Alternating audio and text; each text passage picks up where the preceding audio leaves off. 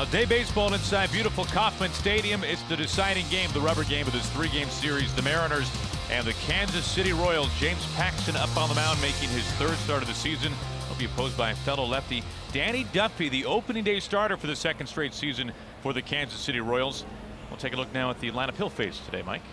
Today's starting lineups are brought to you by Jack in the Box. D. Gordon going to lead things off, a 9-game hitting streak for D. Gordon, hitting .342 overall. Robinson Cano not in the field today. He'll be the DH, hitting third in the lineup, an even .300 average with 1 home run off of Duffy.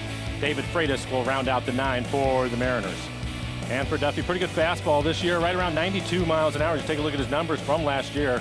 Quality left-handed pitcher, a 3.81 ERA for him, 130 strikeouts over 41 walks on the year. And look at the defense.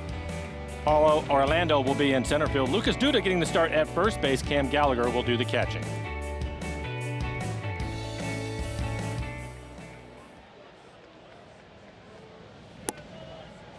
First pitch strike. Well, congratulations to that man, Jeremy Rahak, minor league call-up, working the plate for the first time in his umpiring career at the major league level. Nice to be able to talk about an umpire when he's not making a mistake, Mike. These are big days for the umps when they get their call-up, and also when they get behind the plate for the first time, no doubt. Yeah, congratulations to him. Little flick into left field, drops in, base hit. 10-game hitting streak, D. Gordon, and 16 if you go all the way back to last year.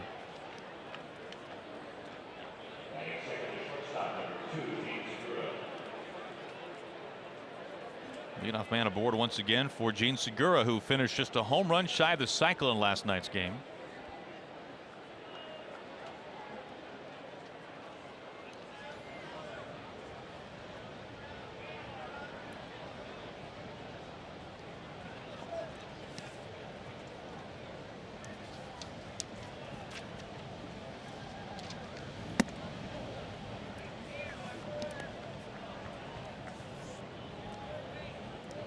More Danny Duffy again. His fastball will be right around 92 miles an hour. That's been it this year. In the past, he's been closer to 95, but velocity down a little bit. He'll mix in a slider and a changeup.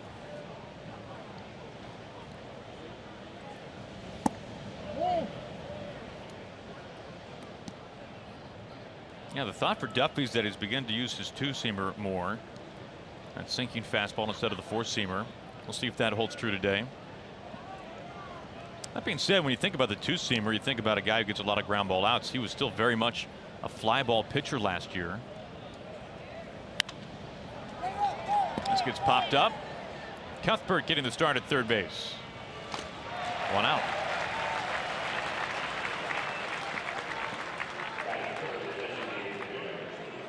Robbie DHing today. Robbie was on the base paths all night long, on base 4 times last night. He was walked twice, an RBI double, hit by a pitch. After just a tremendous start to the season. He's been on base every game this year.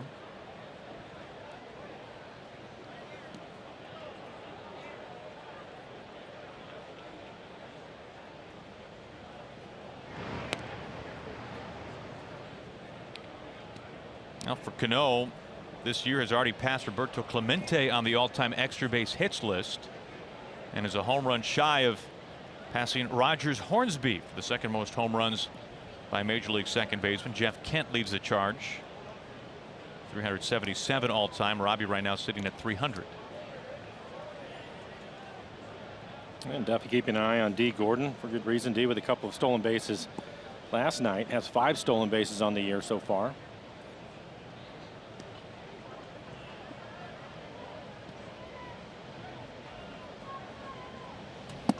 Duffy in his previous 2 outings, one against the White Sox, the other one against Cleveland, 9 2/3. He's given up 8 earned runs, but all 8 runs over 2 innings. So the big inning has hurt him. 5 walks and 9 2/3. Been a little bit wild. He's given up 3 home runs. So struggling with the strike zone.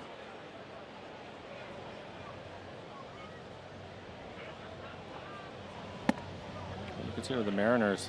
Talked about the injuries that they've had to their lineup. Still hitting .258 as a team. That's 3rd in the American League. So they've been swinging the bat pretty well, including Robinson Cano. Robbie coming into the game hitting .414.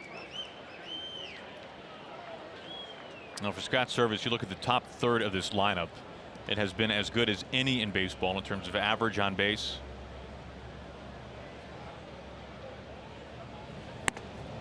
Now 3-0 to Cano. Some people here in Kansas City were talking about the lineup, and when you consider, you mentioned that, you look at Mitch Haniger hitting cleanup now with Nelson Cruz on the disabled list, but can you imagine Mitch, who was off to a great start himself, hitting .290 with a couple of home runs, but all of a sudden you see him hitting 6th or 7th in your lineup when you're healthy. Get Ryan Healy back in there. Of course, Ben Gamble really adds some depth to your lineup, makes it more difficult to work your way through. It's a strike over that time, 3-1. As I mentioned, Robbie typically hits everybody well, it seems, but an even .300 average with the home run against Danny Duffy.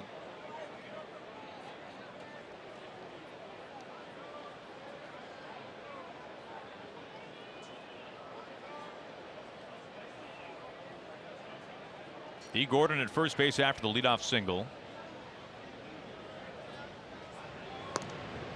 Not far off the bag at all.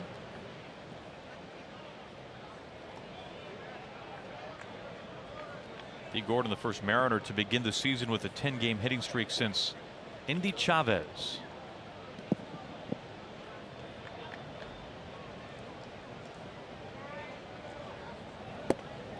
Dee bluffing over at first. It's a full count now.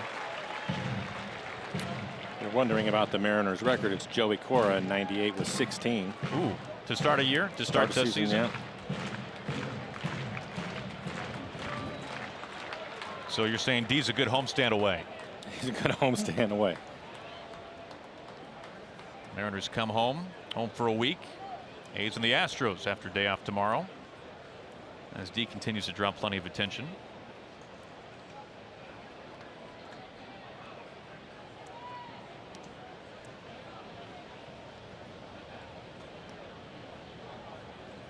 There he goes. Still full.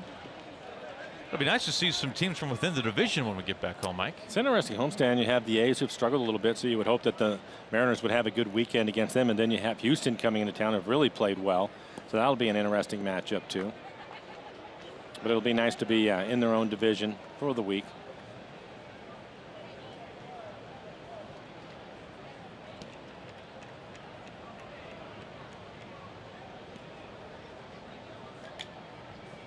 Another 3-2. Ball 4. Cano continues to live on base. 2 on, 1 out. Take a further look inside Danny Duffy. Well, we talked about his fastball. You can see it 91.4. Opponent's average is 214 against it. Likes his slider. Got a good pitch for him, but his changeup has been a struggle at 83 miles an hour, hitting well over 400 off of the changeup. Now Mike talked about Danny Duffy in the big inning. He's got 2 on here now, facing Mitch Haniger. Mariners trying to get something put together early. And they have the shift on again with Mitch hitting. We saw that last night.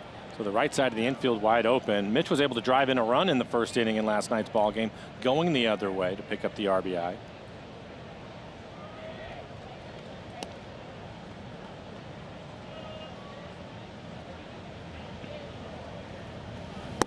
This was interesting. Before the game, we looked up the spray chart for Mitch last season. This gets away from Duffy for a moment, and as I guess you would expect, when he pulled the ball on the ground, when he put the ball on the ground, more times than not, he was pulling it on the left side. But it was funny that that's what happened last year. We never saw the shift against him. This year, he's not pulling the ball as much, it would seem, but we're seeing the shift. And it makes more sense when you throw those numbers out there. But of course, they're straight up in the outfield, so he used the entire field when he hit the ball in the air. Duffy, a 3-ball count to back-to-back hitters. Well, again, 5 walks, 3 home runs. That tells you that he's having a tough time commanding the strike zone. He has not been able to work ahead so far. The 4 batters he's faced, just 1 first pitch strike for him.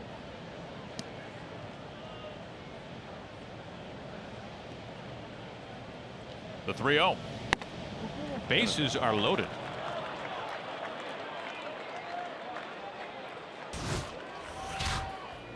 And again, for Danny Duffy, looking at the numbers again, first pitch strikes, you can see where he has struggled. 39% compared to 65% from last year, which is a pretty good number overall.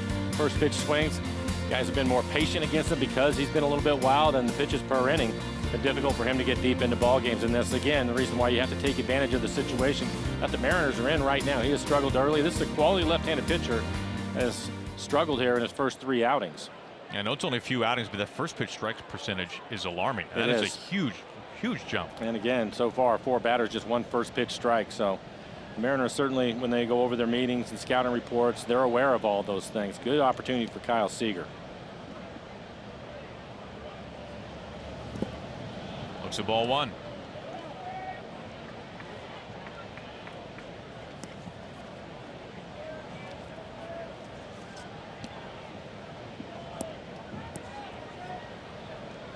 Seager 1 home run so far on the young season. That came on this road trip in Minnesota as he bats with the bases full.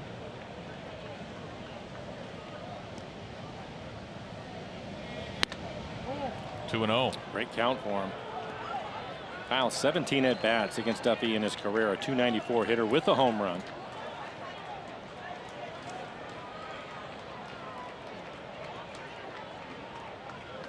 That's 7 straight balls from Duffy.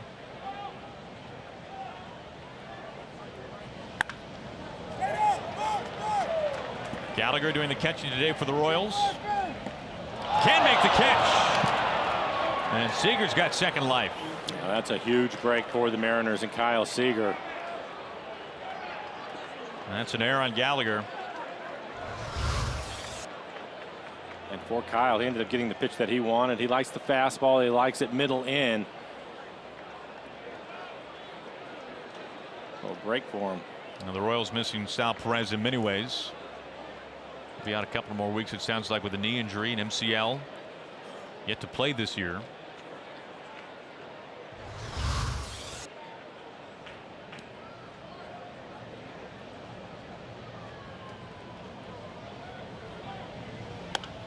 Two and 2.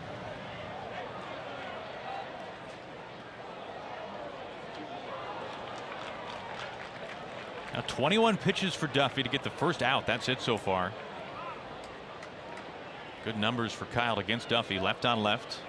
He's had a couple of fastballs to handle. That last one right in the middle of the plate. See if he challenges him again or wants to go to a slider.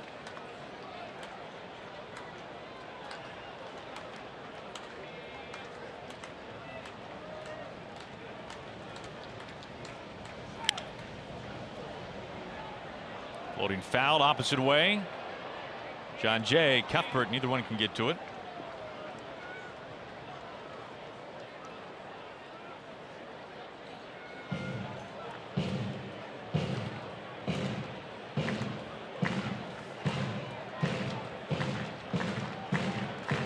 Now this year, for a pretty small sample so far, Seager's damage has come left on left. We know what he's been able to do with the power numbers in recent seasons against Southpaws.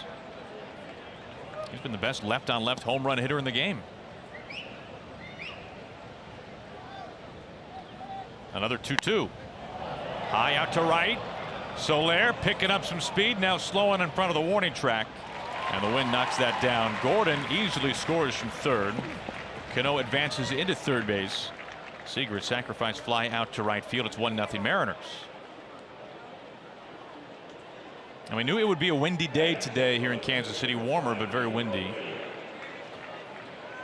Flags out in right field with some life. It's good to see that Kyle ends up getting a break. And Gallagher, the catcher, dropped the pop up and ends up getting the run home. Early lead for the Mariners. See the numbers for Heredia, just 13 at bats, but already a couple of home runs for him. Got a home run in last night's ball game.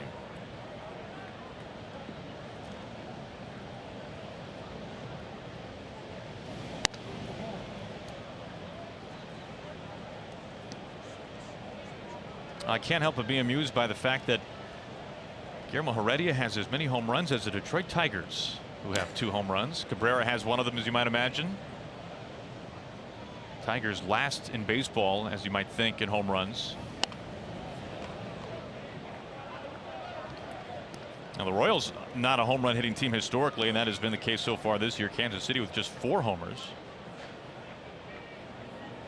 And entering the series, only 2. Moustakas has homered in back-to-back games.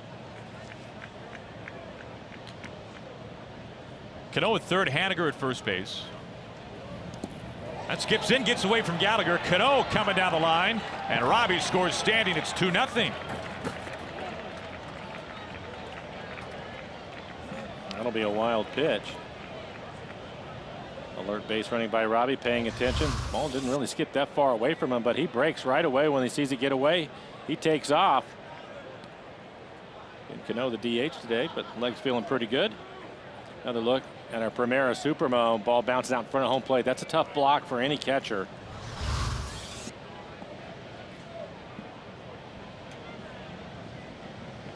Well, Robbie scoring, Haniger moves up to second. 2-2.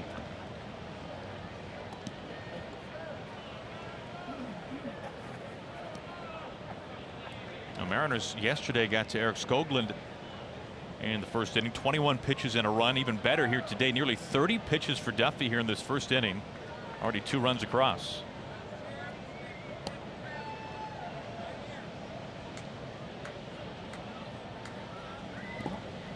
You know, it's interesting, and it seems to hold true first couple of weeks of the season, and probably even a little bit more so this year because the schedule's been so different and the weather has not been good. But it seems that every night, whether it's with the Mariners or the opposing team, the starters seem to struggle a little bit in the first inning, or at least they'll have an outing where they do.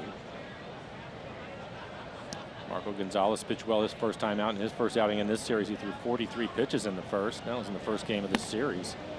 Boy, another walk for Duffy. That's his third. We talked about it. He has struggled with his command. Take advantage of it.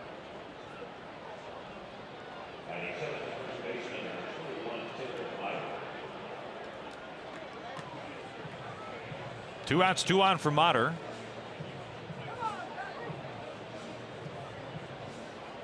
Royals want to have a chat up on the mound.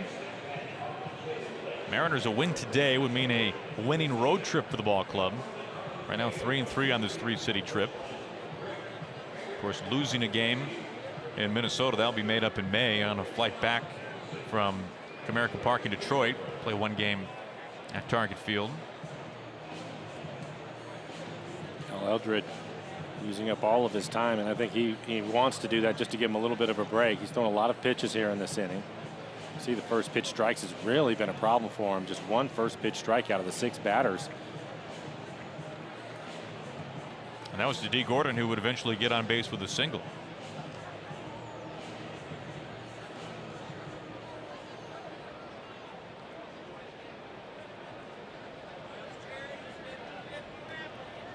Two in, 2 out. Motter at the plate for the first time. Just 6 at bats so far this year.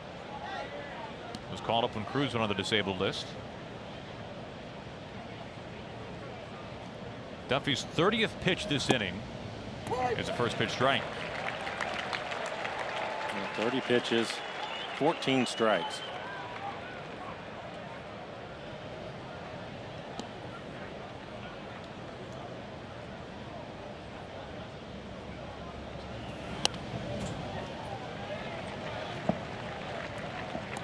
One of the few times Duffy has been ahead 0-2.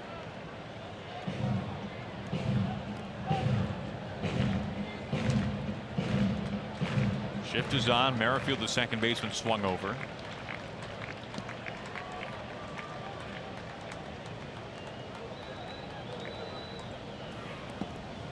Another one that bounces in.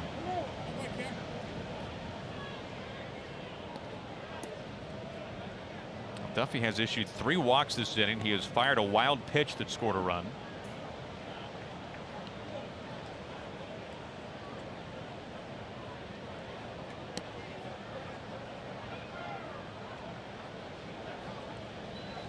The 1-2. Another pitch low.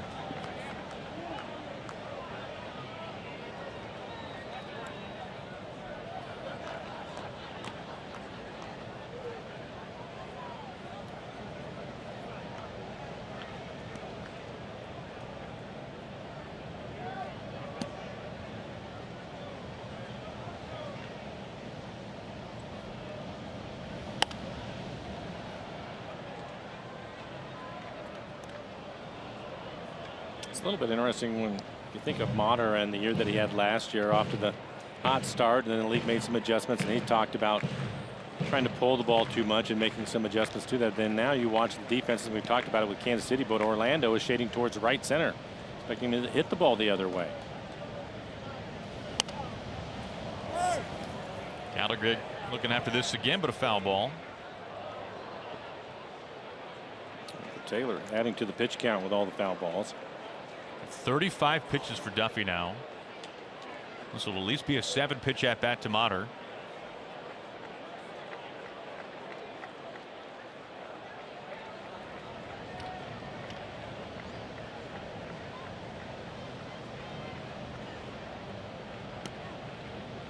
Mariners have Haniger at second base, Heredia at first. A good speed on the base paths. He goes. Off-speed pitch gets Mater, and that will put an end to the top of the first. But the Mariners grab 2. Some good run support early for James Paxton.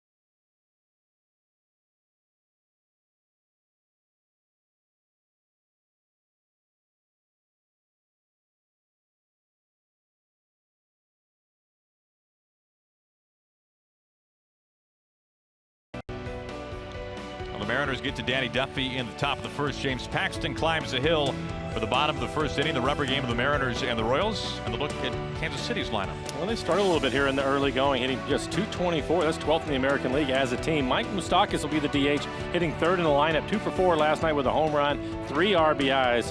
So he swung the bat well. Lucas Duda tied with the Moustakas for the team lead in home runs with a couple. Cam Gallagher will round out the 9 for the Royals.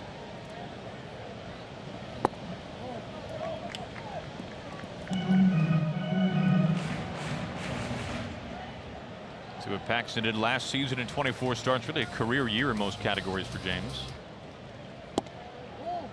Missing with his first 2 pitches. First couple of outings for James. He struggled a little bit with his command at 4 walks in his first outing. Just 1 his last time out against Minnesota. He's had a good fastball this year. His average fastball at 95 miles an hour. Slider's been a very good pitch for him. Still trying to work on the curveball though. The sharpness of it? Yeah, I think so.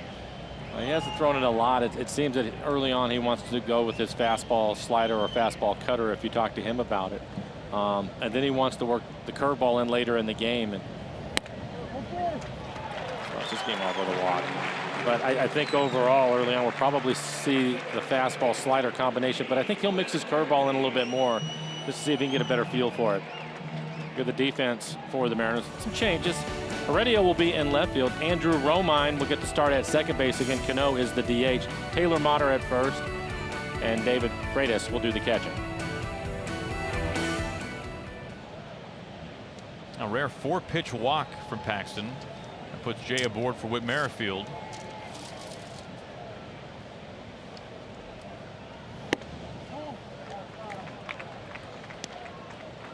Boy, both of his first pitches to Jay and Merrifield have been right there, borderline, but balls.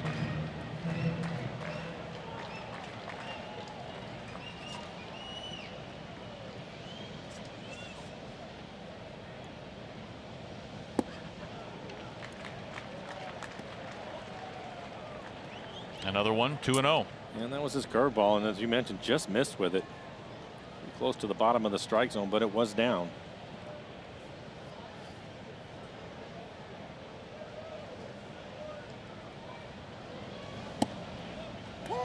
Gets his first strike right at the knees.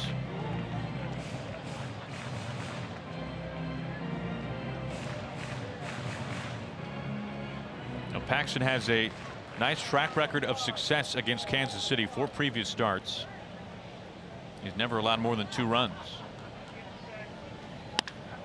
Seager right underneath his glove. Out to Heredia. Jay a wide turn at second, but gets back. First 2 men reach. Merrifield a base hit.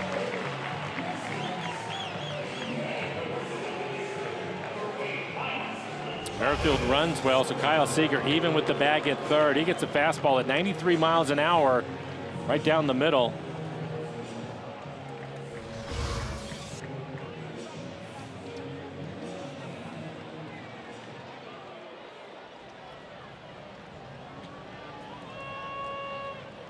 Two wide in front of Moustakas. Moustakas has homered each of the first 2 games.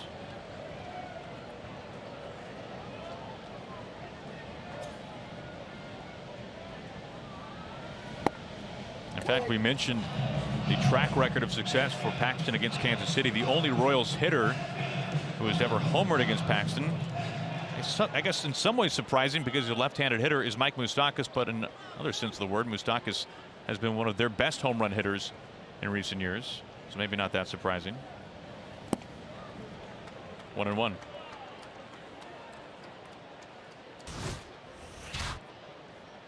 As we take a look at Paxton versus left-handers this year. Well, you look at the opponent average, Aaron, you can see the left-handers in the first few games really swung the bat well against him, and I go right back to first pitch strikes. He's been falling behind, having to throw his fastball typically in the middle of the plate, and the lefties are taking advantage of that. If he can work ahead, he's had a really good slider. That would be an excellent pitch against left-handed hitters, but you have to be able to get to it by working ahead. There it is right there. Pretty good breaking ball down out of the strike zone. Changes everything. Even for James, somebody that will throw 95, 97 miles an hour at times.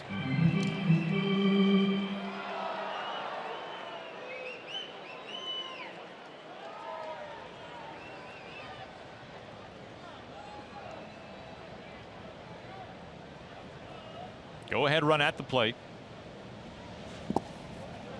Another breaking ball.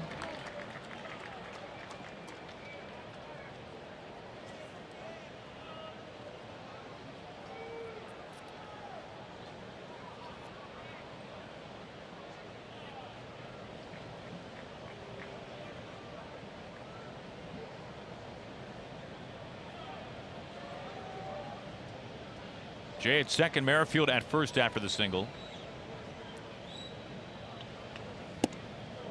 Full count. And missed with his best fastball just off the inside corner at 95 miles an hour.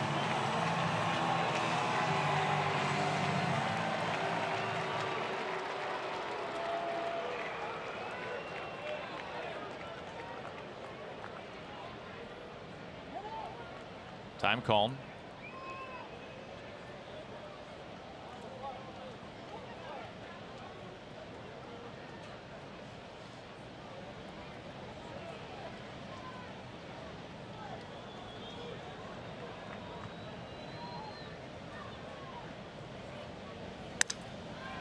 Sawed him off on the hands. Seager peels away. Segura with 2 hands makes the catch for the first down.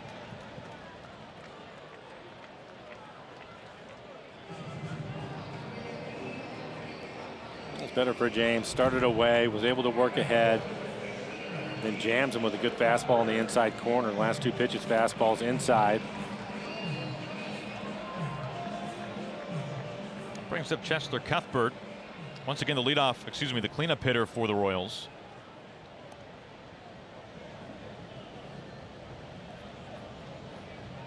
Cuthbert today getting the start at third base. Seen him at first. Getting the start with Moustakas DHing.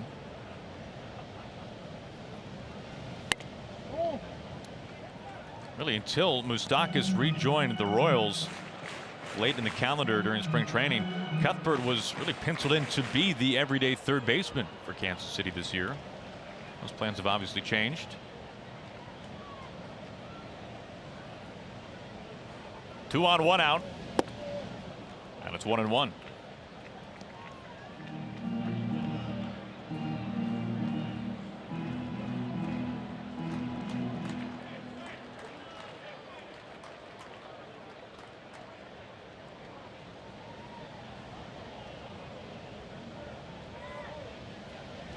Runner's taken off, trying to get Jay at third. Got him.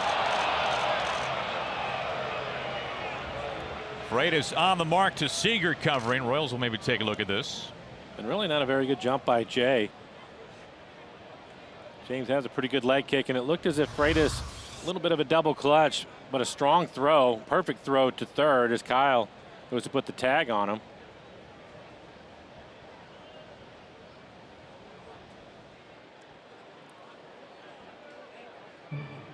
Another look at our Primera Supermo and the tag by Kyle. They tagged him on the heel of his left foot. There's a better look at it. And Ned Yost will not challenge.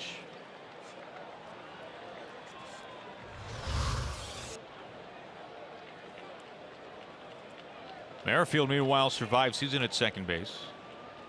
That really will help out James, too. His pitch count at 17 now, so to pick up an out right there. Help that. The 1-2. Right to Romine. Long throw to Motter. And that does it for the Royals in the bottom of the first. Strand of man. We go to the second. Mariners have the lead.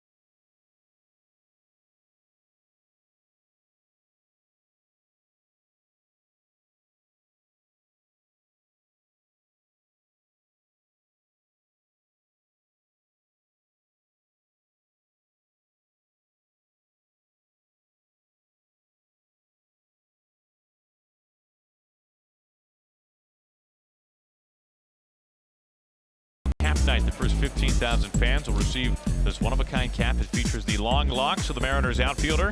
As always, you can get your tickets by going to mariners.com. Final day of the road trip today, a day off tomorrow. Then the weekend series against the A's coming up. Astros then in town for 4 after that. Final homestand of the first month of the season. Here's Andrew Romine making his first start today. Only 3 at-bats on the season for the Mariners. And appealed. He does not go. Good timing for Scott's service, as you mentioned, with Robbie being the DH today. Get him off his feet. Tough road trip as far as weather goes, and also give Andrew a chance to play. Put some at bats together as he hits this fly ball out towards left. Alcides Escobar, the shortstop, still drifting back. 1 down.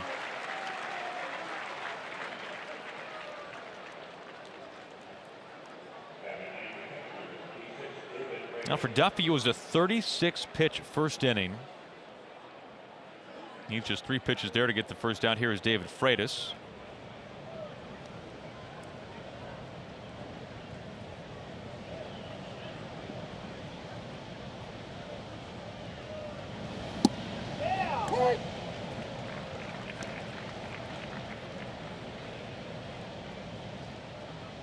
Now credit to Freitas, to Mike Margema as well for keeping the ship steady while Mike Zunino has been on the disabled list. Well, they basically have just split time, taking turns behind the plate. They wait for Mike to get back. When we were in Minnesota, there was hopes that we would be seeing Mike very early in this homestand coming up, beginning once again on Friday. They have slowed his recovery down a little bit, as Scott has said, and it makes all the sense in the world. There is absolutely no reason to rush Mike back, especially with that type of an injury. Yeah, well, any of the guys really. It's early, and when you get him back, you want him to be healthy. Soler angling back over his head, short hop in the wall. Freitas chugging it into second base, his second double of the season. Well, Mike Margema with a double last night. Now David Freitas with a double here this afternoon. We'll take a look at the swing. Fastball away from him. Right on the outside corner. He's had a couple of doubles now, both of them to right field.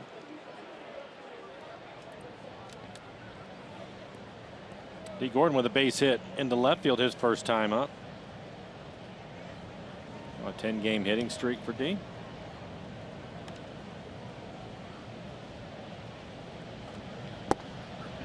Trying to bunt his way aboard, strike one.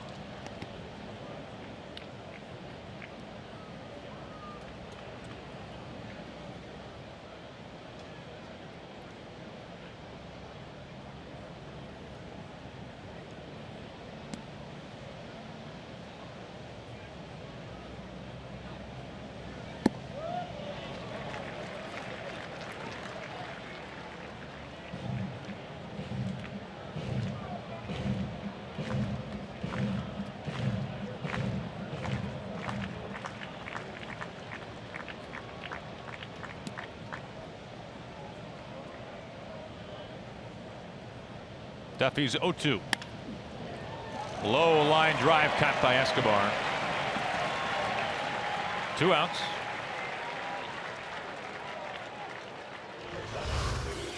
Take a look at it. Inside out swing. Again, he had a base hit to left field. This line drive right at the shortstop. So some bad luck for D. Gordon.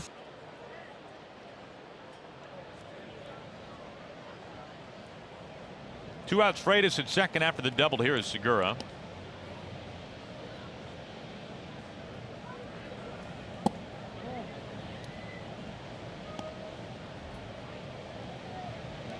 Last 2 seasons for Gene against left-handed pitching, hitting .336.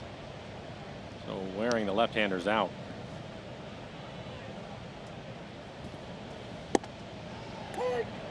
He was up here 1-1.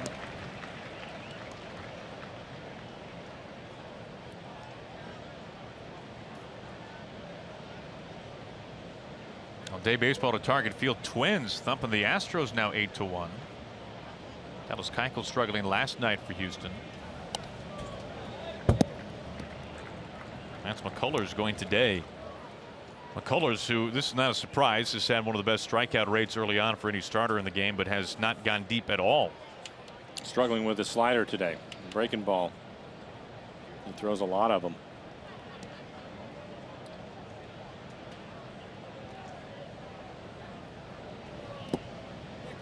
Two balls and 2 strikes to Segura with 2 outs.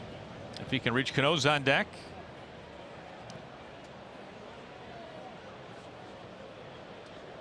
Danny Duffy now with 50 pitches working here in the second. 36 of those in the first.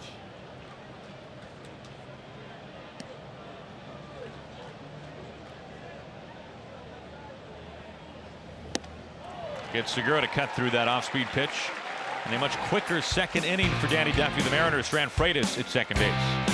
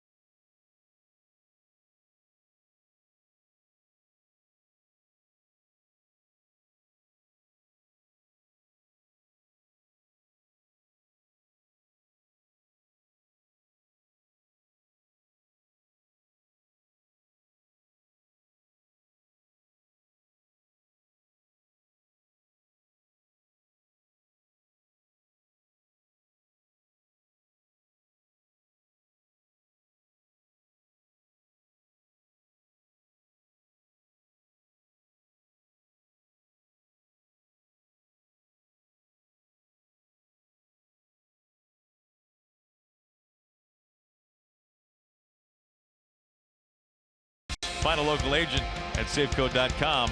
Do more. A good look at downtown Kansas City. Over there on the right, the Sprint Center, where the Huskies beat the Jayhawks earlier this year during the basketball season. Mariners lead at 2-0. It's a great year for Coach Hopkins, year number 1 with the Huskies. Lucas Duda coming off what was really in some ways a career year. 30 home runs, tied a career best.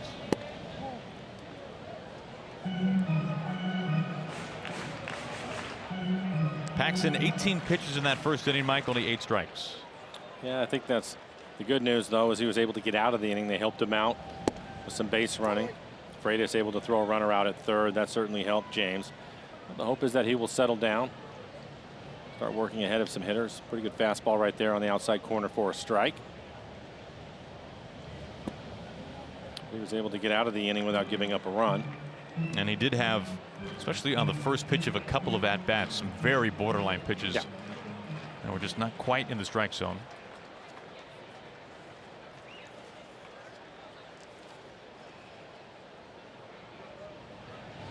And that comes in and gets Duda.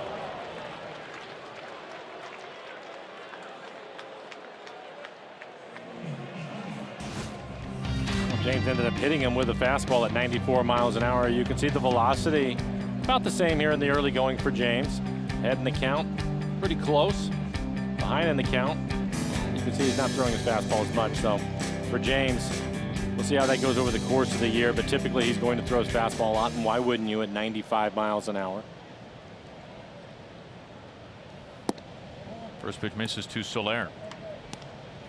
I think the guys are trying to set some sort of record for hit batters over 3 games. That's the 4th Royal. Been 6 Mariners? Yeah, 10. Double digits.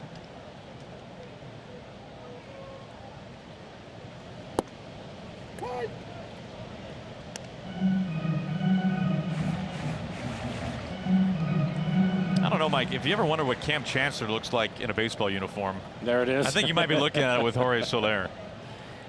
Probably right. One time a top tier prospect in the Cubs system. Traded over for Wade Davis to Kansas City. Has power, strong throwing arm, runs well.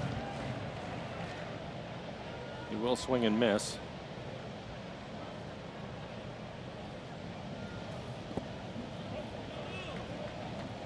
Two and two. We were talking last night about a minor trend we saw in baseball last year. Teams as a whole, for pitching staff, throwing fewer fastballs than breaking balls. And on MLB Network this morning, Mike, before the team bus, they were actually talking about that. There were 4 teams apparently last year who had a fastball rate below 50%, as you were talking about, James, and the slider in particular versus the fastball. The Indians, the Astros, the Rays, I believe, and the Yankees. The 4 teams that threw fewer fastballs as a pitching staff than breaking balls. And it is not because they're lacking velocity. That's the thing, right? I think, again, the league makes adjustments all the time. They change the way they think and go about their business. And you look at Major League Baseball over the last 10 years and the increase in velocity. And at one point it was just overpowering the hitters. And I think the hitters started figuring that out. The timing got better. They are obviously trained. Gordon still running onto the track, and he's able to make the catch. That is a great play. He covered a lot of ground on a ball that was hit well at 95 miles an hour. We talked about it before the game started, Mike. You can run a long time. A lot of outfield still here. Not even find the warning track. If you go back to last season, approaching 35% of all plate appearances resulting in a walk, a strikeout, or a homer. The highest single season percentage in baseball history. Again, just the guys starting to catch up to the fastball. And now, because these guys that have the plus fastball are trying to back off of that a little bit, not the velocity, but the amount of fastballs they throw, having to use their breaking ball or a change-up, split, whatever it may be. That's when you're going to see the walks increase, of course. And then, it also a little bit tougher, I think, on the hitters because they can't just sit on the fastball all the time and time it, which they can do at this level. You could throw 100, but if they see it enough, eventually they're going to catch up to it. That's a good fastball from James at 95. And we talked about it with him. His slider usage has been up this year in the first few outings. His curveball down. We'll see if the curveball starts to catch up again.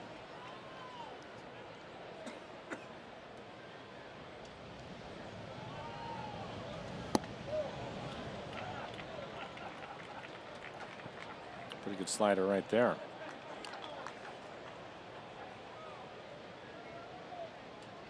Orlando just 3 at-bats against Paxton in his career. A couple of hits, though.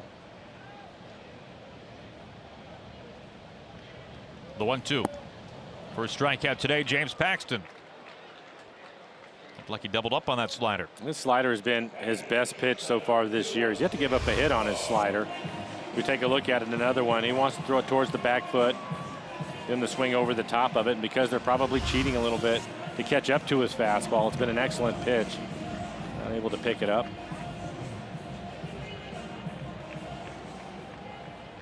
Two outs due to at first after being hit by the pitch. Here's Escobar for the first time.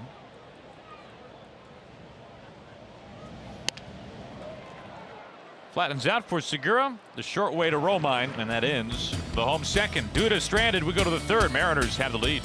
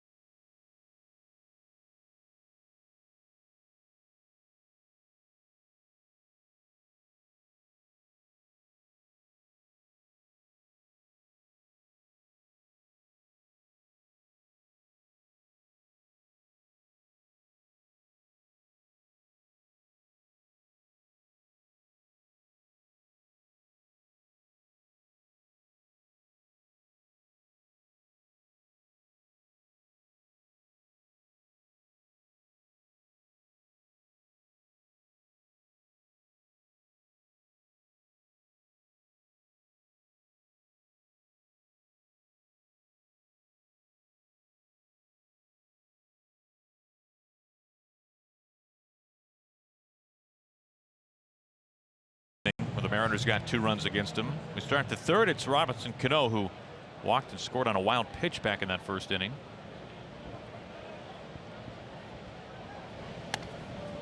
Fouls off the first pitch. Pretty aggressive swing on a breaking ball. Ended up in the middle of the plate. He's really seen the ball well. You can see that he walked and scored a run his first time up.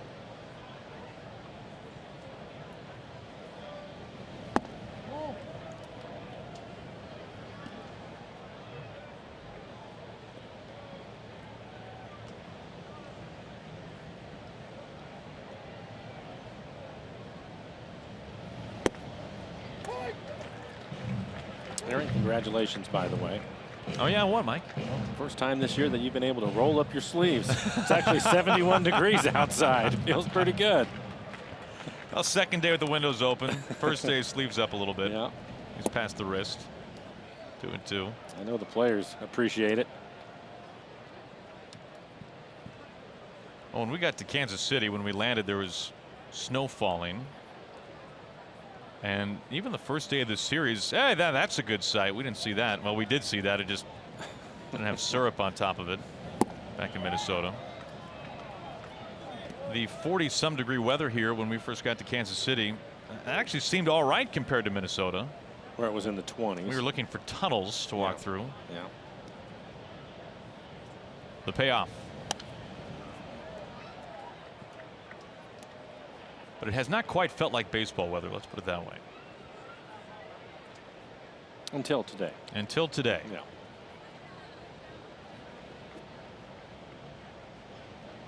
Shift is on for Robbie.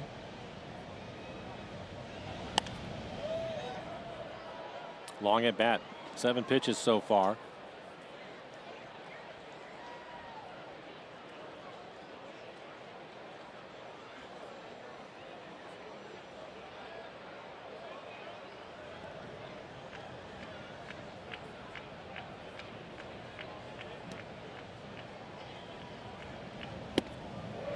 Cano down on strikes.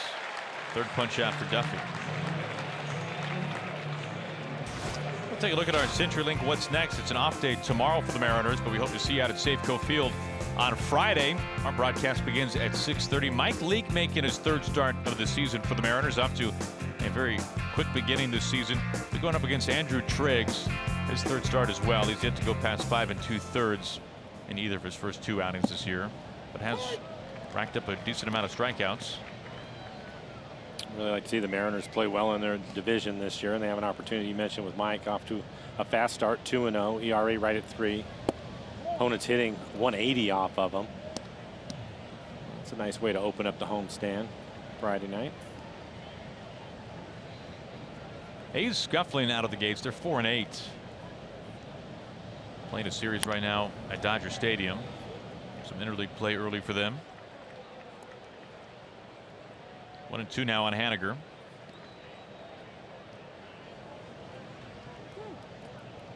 And we saw the snow cones earlier. Some frozen lemonade being passed out here.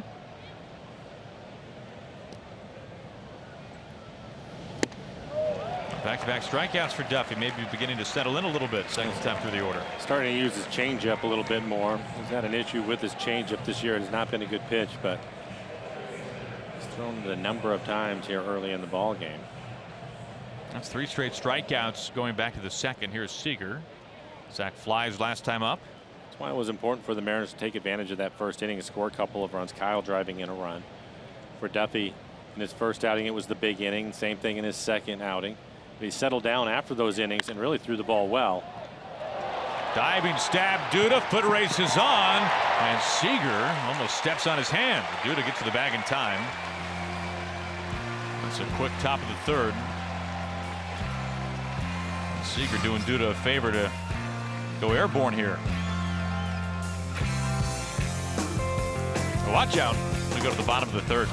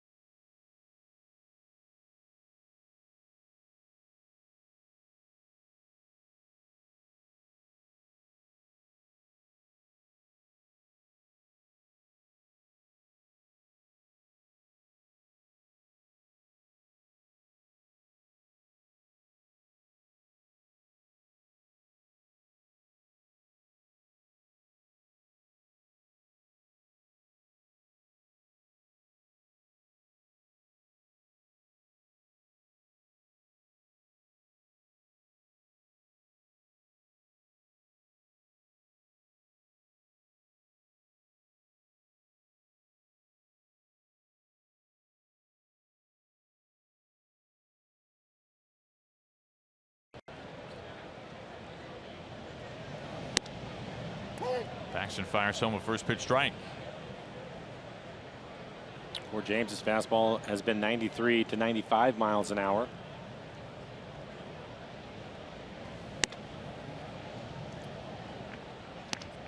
Get to see that real upper gas from Paxton, the 97.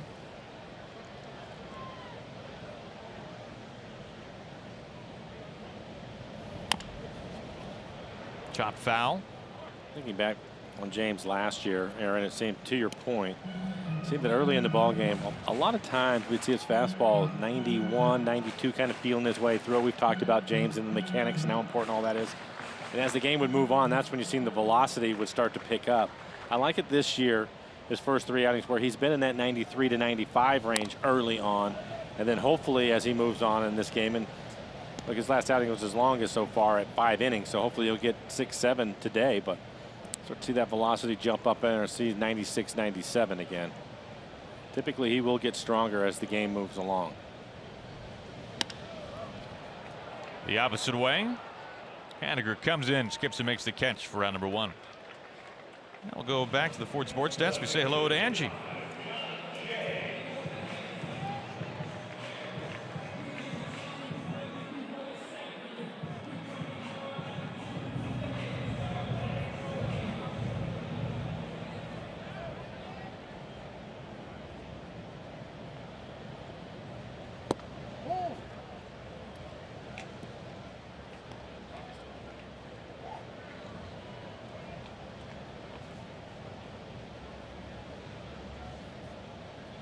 Thank you, Angie. 2-0 on John Jay. You know, Mike, when I think of a man cave, I think of sports memorabilia. And Jerry DiPoto has, or at least at one point had, what I have to think is one of the best baseball memorabilia collections of anybody outside of Cooperstown. Is that right? He actually either sold or gave away a vast majority of it to an actual collector. But he had so much memorabilia that it basically, when he was living in Denver, the way I remember and understand it, it took up essentially the lower half of his home.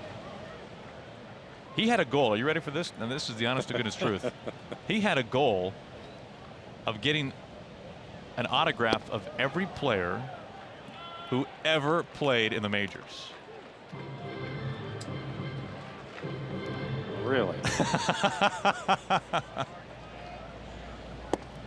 Cut on and miss. Second strikeout by James Paxton. Yeah, after falling behind, was able to come back, used a good fastball, and that one right there at 97 miles an hour.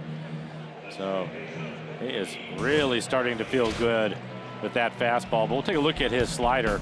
You can see the usage this year is up 19% for him overall, and why not? He hasn't given up a hit on his slider this year. That's the reason why he's throwing it so much more as he tries to find his curveball. Ahead in the count, he'll really go to work with you on the slider, though, at 40%.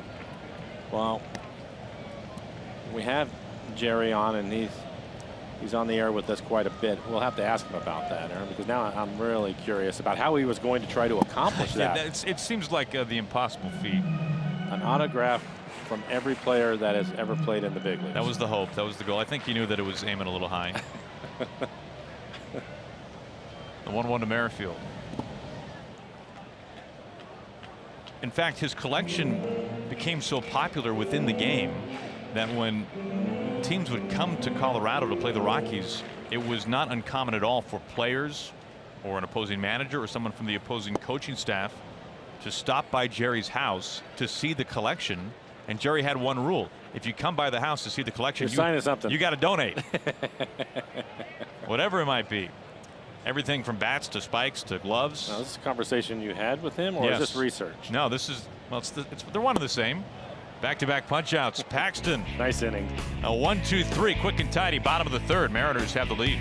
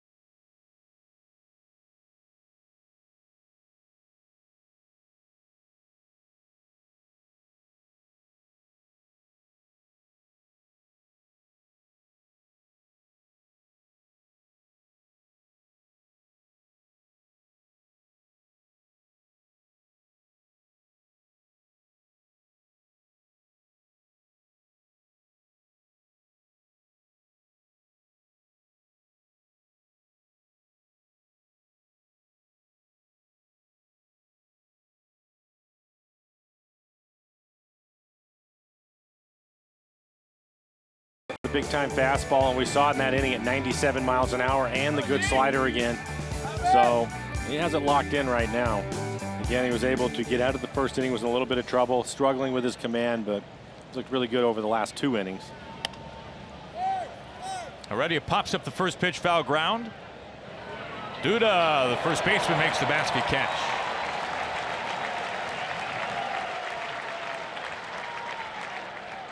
One pitch and 1 out.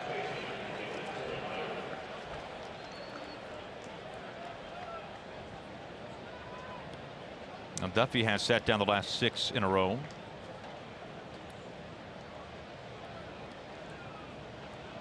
Now facing Taylor Motter.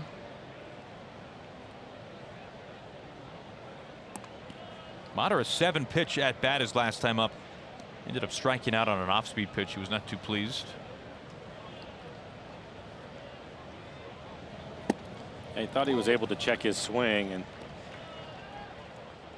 the plate umpire called him out. I think he just wanted him to get some help. Didn't happen. They have the shift on for him. Falls behind 0-2.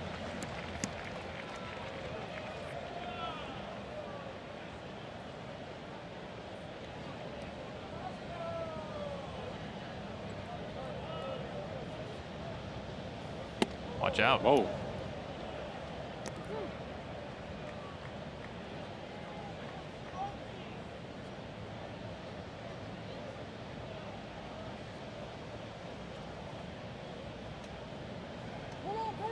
Time called. A little bit surprised looking at the numbers for Danny Duffy and talking to some people here at the ballpark today about him, where his fastball is at now. We were seeing and hearing 91, 92. Yeah, he typically is 95, and we haven't seen that at all today. We're seeing his changeup more, missed with that changeup.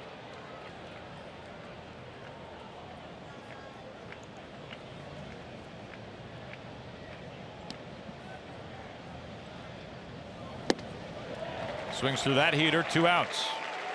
Probably his best fastball today at 93.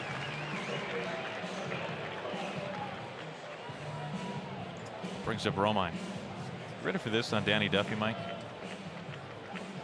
I am ready. I can't even say this with a straight face. Danny Duffy, Mike, is a prolific walker. Now, he walked from, are you ready? He walked from Surprise to Phoenix. Spring Train Complex in Surprise, Arizona. Yeah. He walked from Surprise to Phoenix. You know where we stay in Arlington when the Mariners play the Rangers? Yes. Las Colinas. He walked from there. Well, he tried to walk from there to the ballpark in Arlington. Oh, by the way, what time do you leave the hotel? It's 100 degrees out. what time do you leave the hotel? And why? And hopefully you're not pitching that day, right? Oh, I would hope. Yeah. He said uncle walking to the ballpark in Arlington and ended up calling a cab with a couple of miles left to go. But he just likes to take in the scenery, he said. Yeah.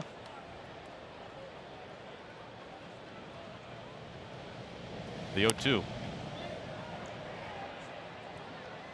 You know, for as locked in as we can all be on our portable devices, all the screen time, maybe keeping our head up and looking at the view wouldn't be so bad once in a while. No, it wouldn't be bad at all. I don't know know where he walks around in Seattle. We'll have to find that out.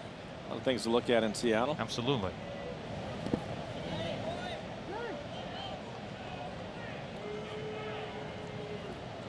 Ball and 2 strikes on Romine.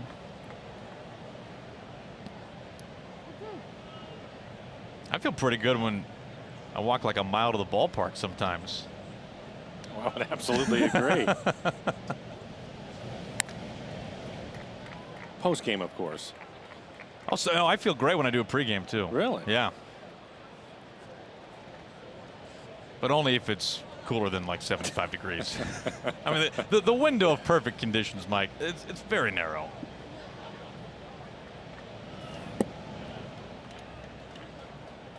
Evens up on Romine, 2-2 with 2 outs.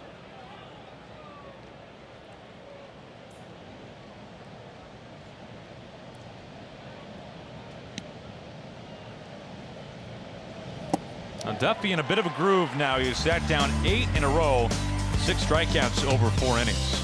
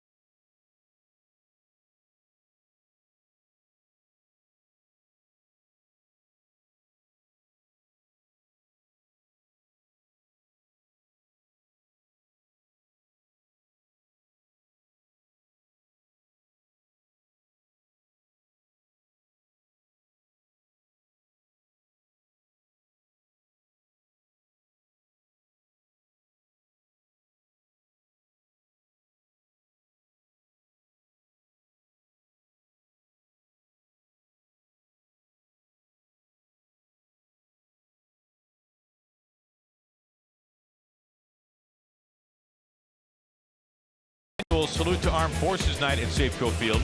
Join us for a special pregame ceremony beginning at 5:30. Plus, thanks to Boeing, the first 15,000 fans will receive a Mariners military cap. Visit mariners.com for tickets.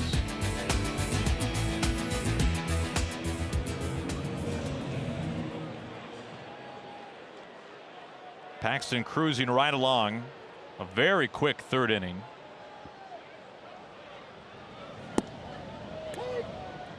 And starts Moustakas off with the first pitch strike.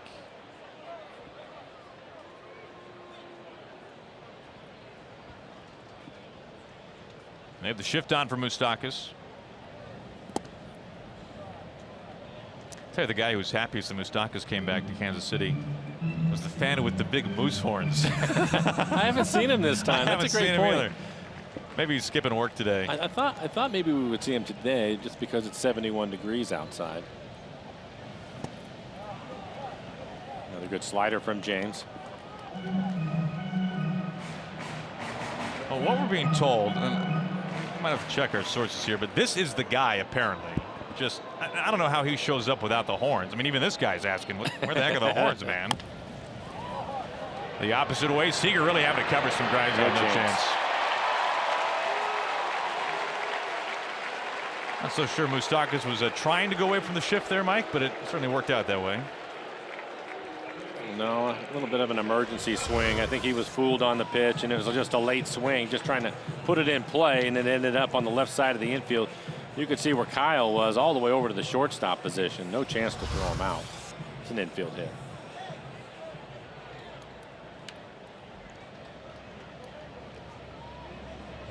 Leadoff man aboard for Cuthbert.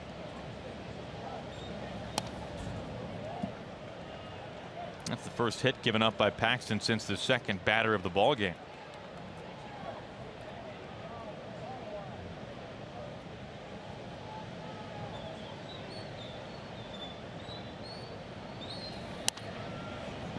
Ahead 0-2.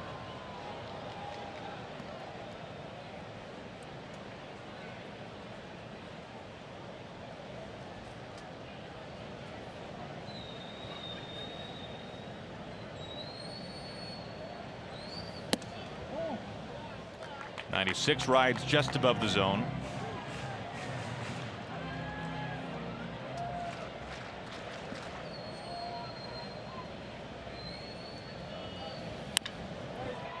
Seager can't get to it, neither can Segura.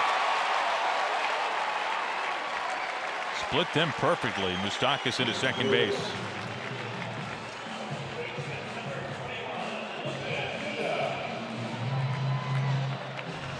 Well, for James, it looks like his slider wants to get the ground ball. There it is.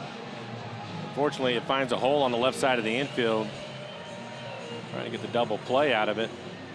So it's a base hit. And a couple of runners on now on an infield hit and that ground ball.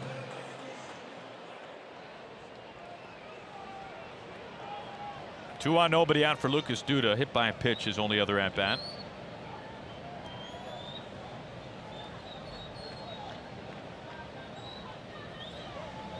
Goes after the first offering. A little better curveball from James.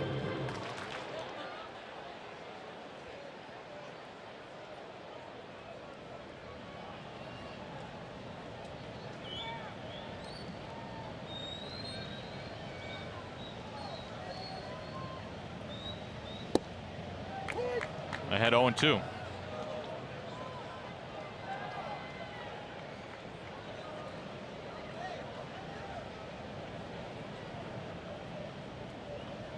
Now, Twins still leading, but the Astros coming back in the sixth inning there at Target Field. Another short start by Lance McCullers, by the way. Could not get out of the fourth. McCullers 6 walks over 3 2/3. 8 runs, 7 hits. Gave up a homer as well.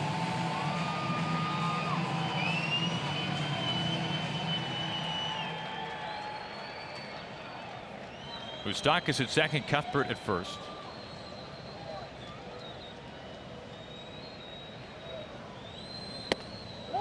Missing away.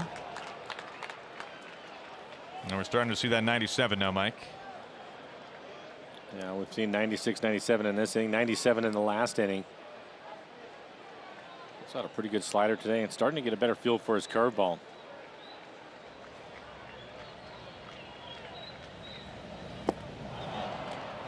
Gets Duda going right after. That's the 4th strikeout today. Once again, the slider, a great weapon for Paxton this afternoon. Talked about his slider earlier. It's been a great pitch for him this year. As you see Lucas Duda swinging through it. Again, James has not given up a base hit on his slider. Excellent location. Nice job by David Freitas to keep it in front of him.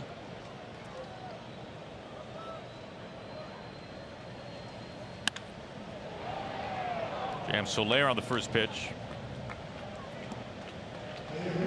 And for Paxton, that's now 4 strikeouts over 3 1/3 for his career against the Royals. 4 previous starts. 20 strikeouts over 22 innings.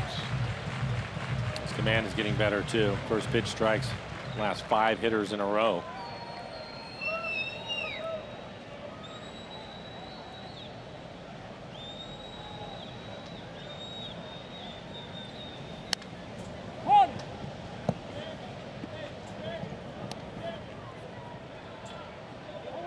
Ahead 0-2. You can see the numbers for Paxton against Kansas City.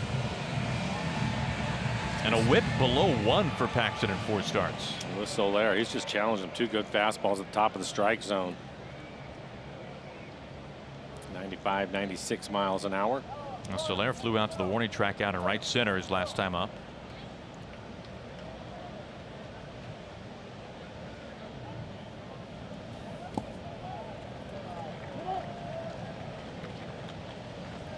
Slider again, and that's been pretty consistent with the slider. He's not necessarily trying to throw it for a strike. He wants to get the hitters to swing over the top of it, so he'll bury it towards their back foot.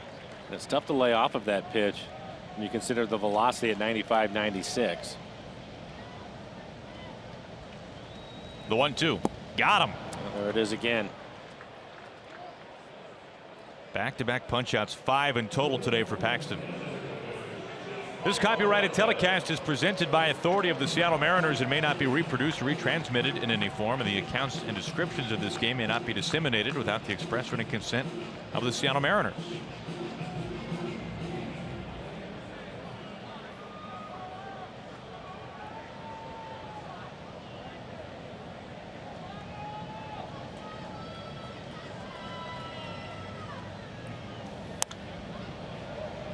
Strike 1 to Orlando. Strike 1 to 6 hitters in a row now. It was a perfect pitch at 96 miles an hour right on the outside corner at the knees. Orlando swinging at it, but he wasn't going to do much with that pitch.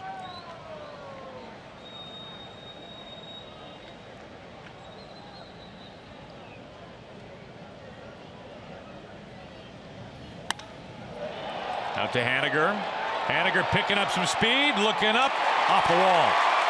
Moustakas is in. Here comes Cuthbert. Throw home, not in time.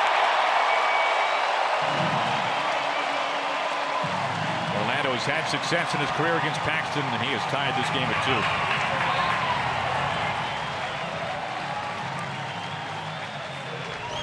2. 97 miles an hour, trying to go to the outside corner again. It's at the knees, but in the middle of the plate. So instead of off the end of the bat, it's on the barrel as he drives it over Haniger's head in right field.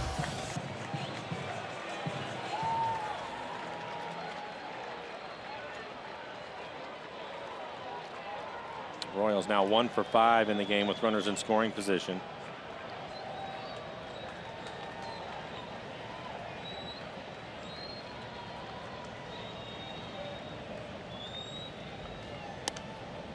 Strike 1 to Escobar.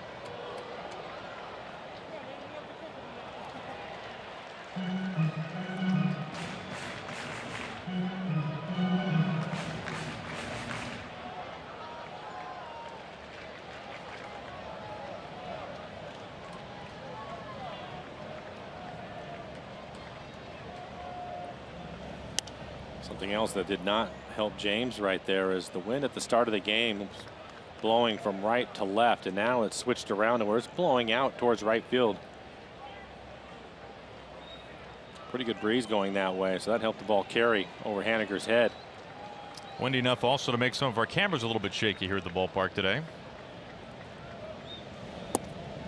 3 pitches, all strikes. Finishes off Escobar with the curve. But a couple of runs in. Paxton 6 strikeouts through 4. We're all tied.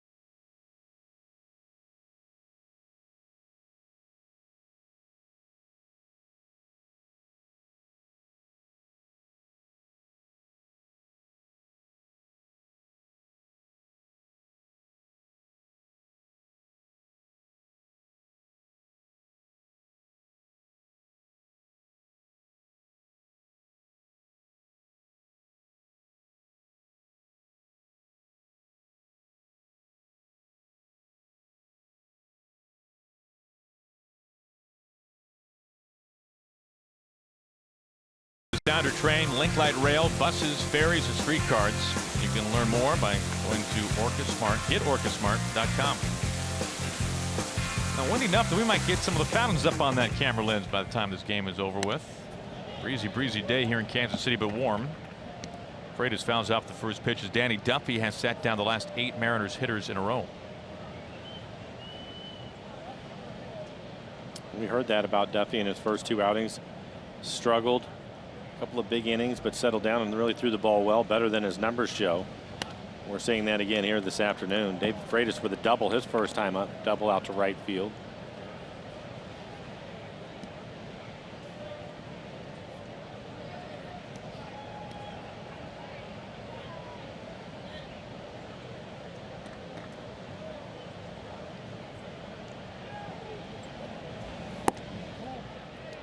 I mentioned that first inning for Duffy.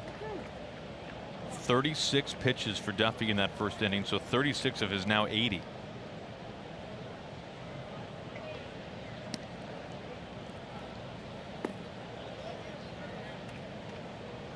Missed with the changeup again. So back-to-back changeups from him.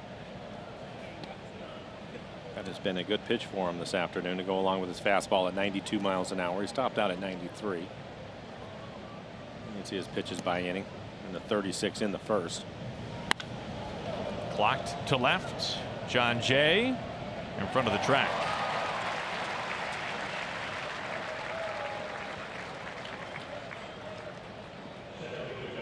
One out for D. Gordon.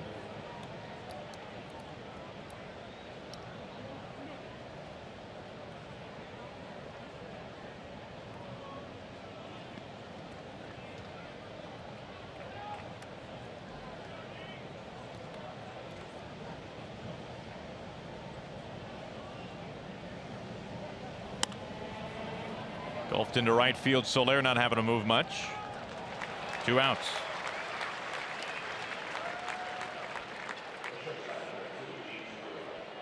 That's now 10 in a row sat down by Duffy. Gene Segura looking for his first hit today. He's popped up foul, also struck out.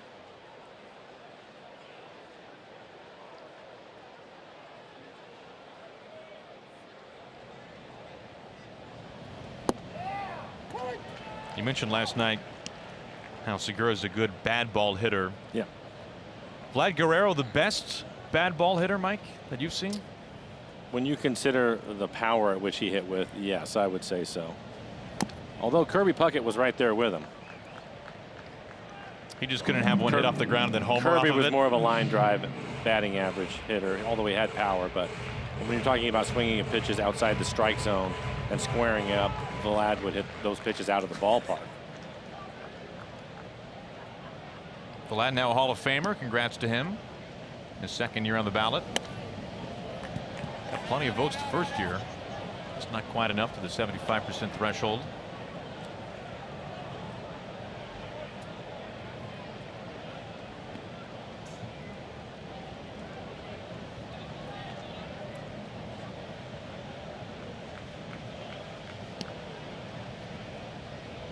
The 0-2.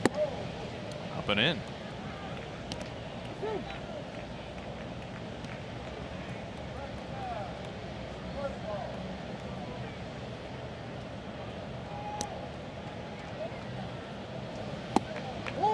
I think some people might wonder, though, why would you want to be a good bad ball hitter? If the ball is bad, why would you swing at it? You don't. It takes a special talent, and we've talked about it with Gene Segura too, that some guys just have a knack of getting the barrel to the baseball, and it doesn't necessarily have to be on that dish.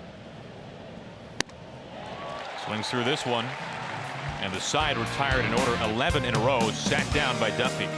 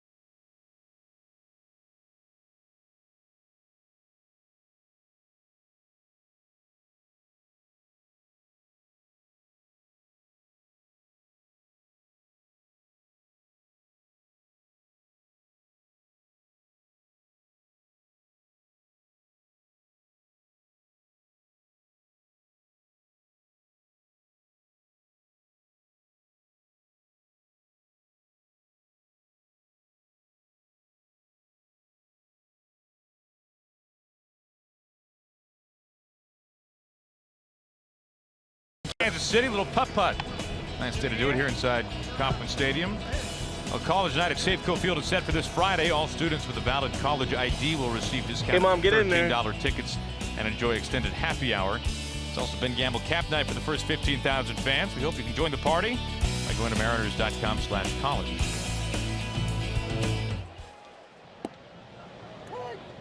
First pitch strike to Gallagher.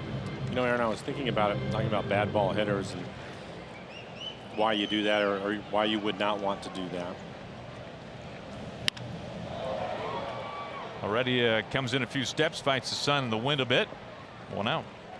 And I don't know if you've ever read the book, but Ted Williams' book, and in the book he would talk about getting a good pitch to hit. That was his thing, get a good pitch to hit, swing at strikes, obviously, and I think that's what everybody thinks about doing. But I was thinking about the game and how it's changed over the years. And I don't know if you remember the Oakland A's for a while there, they were trying to take as many pitches as possible and work deep counts to get the pitch count up on the pitcher and take advantage of mistakes later, get into the bullpens. But then all of a sudden the bullpens became you want no part of that. You want no part of the bullpens anymore, so now you start swinging more.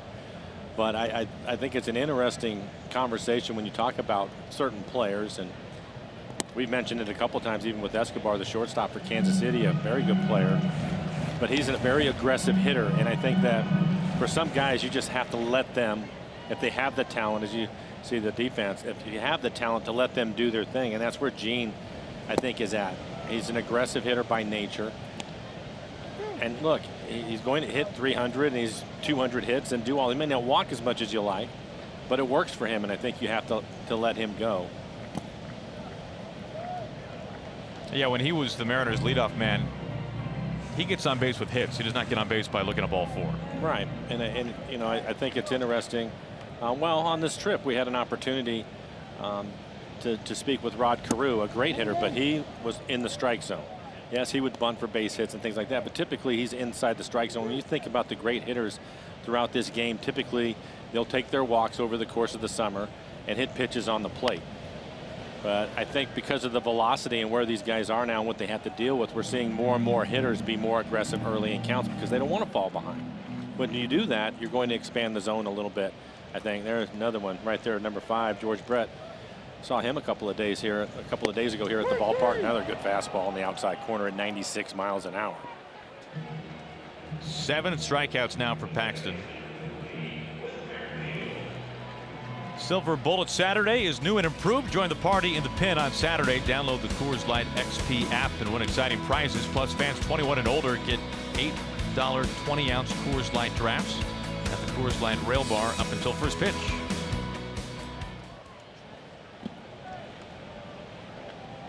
Well, in an upcoming episode, a future episode of Mariners All Access, we will hear Mitch Haniger talking about that Ted Williams book, which you would think, Mike, that should be required reading, right? I think so. For any big leaguer, yes. Any minor leaguer. Yeah.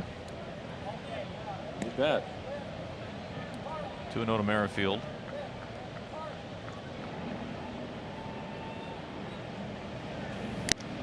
Just a piece of it back to the glove. Well, again, for James early in the ball game, we were seeing a lot of 93, 94. Now he's basically 95 to 97 with his fastball.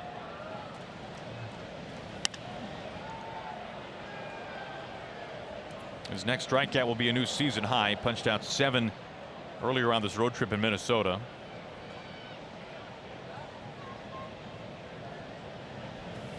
And there it is. An 8 strikeout afternoon for James Paxton, and he's only through the 5th.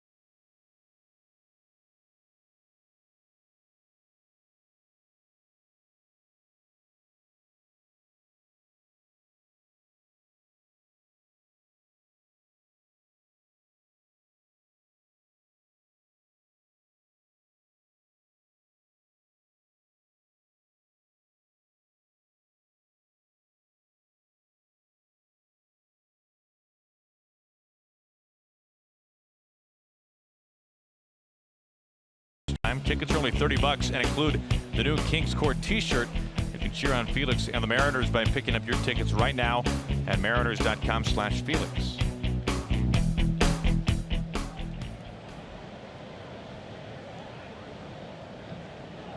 11 in a row sat down by Danny Duffy. He'll face Cano, Haniger, and Seager.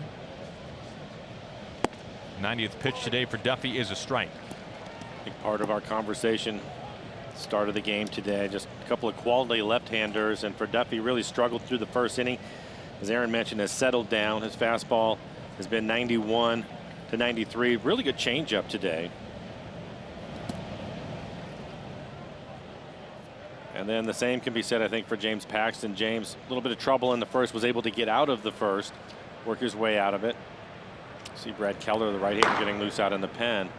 But James also was picked it up with the velocity, and tough inning back in the 4th. Infield hit.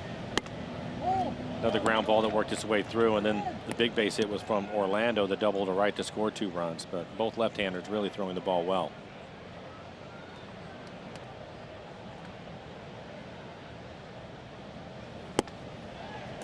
Two and two. Trying to stay away from Cano here. Well, good news for the Mariners too is Duffy now at 93 pitches.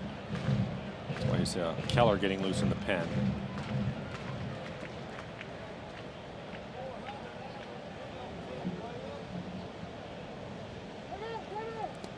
Cano calls time.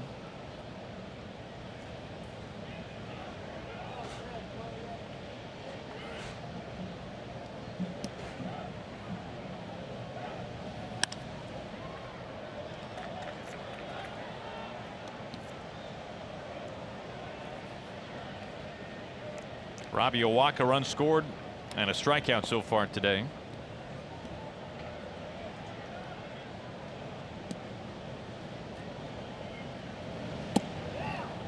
And the count pushes full.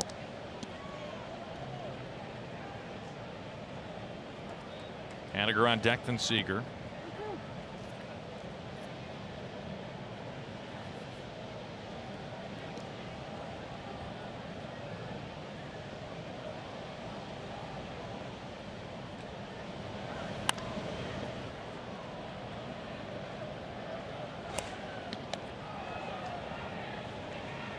For Duffy, talking about his pitch count, I think a lot of it has gone between the battle between him and Cano. Ended up walking him the first time up. Robbie scored. It's a strikeout a second time up, but it was 8 or 9 pitches. And here we go again. This is the 7th pitch of this at bat.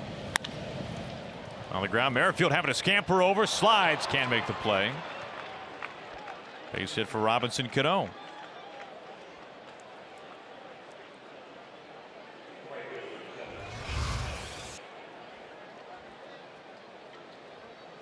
Looked like he just closed his glove a little bit early. Maybe ended up sticking the glove into the ground when he went to the slide.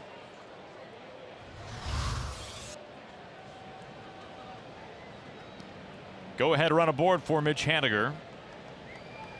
Now 97 pitches for Duffy.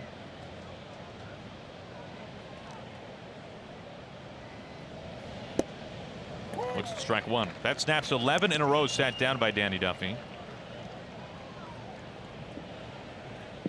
Last man to reach for the Mariners was David Freitas with a double back in the 2nd. They shift once again. Off the chest of Gallagher, 1-1. Well,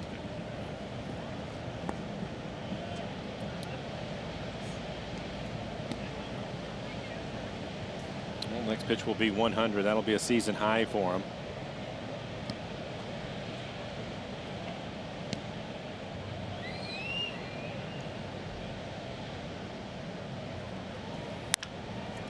Rolls over to third. Cuthbert to second.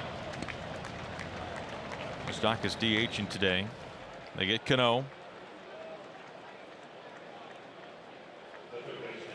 I'll be sure to stick around after the game for Mariners postgame presented by Alaska Airlines.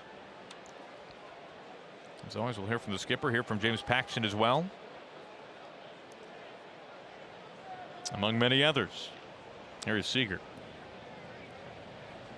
Kyle with the sacrifice fly. Drove in the 2nd run for the Mariners. Hit the ball hard his last time up. It's down the first baseline. Because Duda, the first baseman, was able to make a diving grab of it. And now a base hit. Being aggressive on the fastball. Ropes that into center field, so the Mariners have 2 on. And here comes Ned Yost. Duffy at 101 pitches has reached his limit. The Mariners have the go-ahead run in scoring position with some pretty good speed in Mitch Haniger. Duffy a rocky first inning, but at one point retiring 11 straight until this bump of the road to the 6th. We'll step aside for pitching change, tied at 2.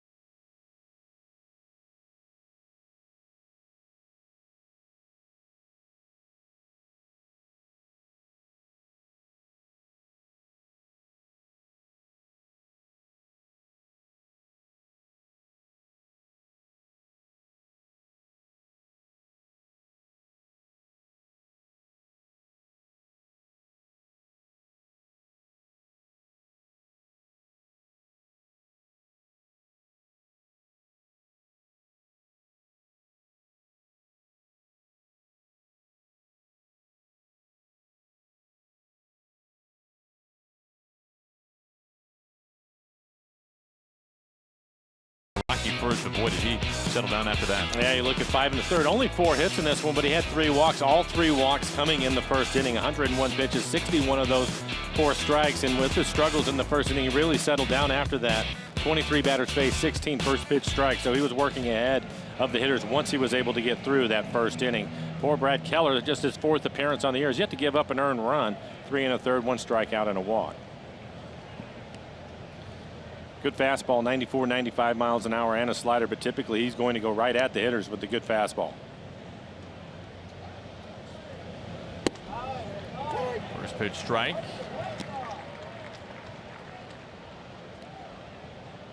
Heredia, a home run yesterday for the Mariners, his 2nd this season. Chance to give the Mariners the lead here in the 6th inning.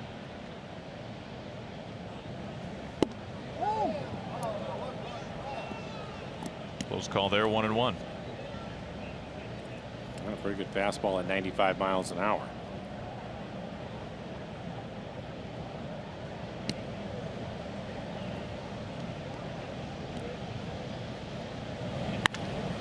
One hop off the chest of Cuthbert. Escobar to first base, not in time, but the Mariners have him loaded.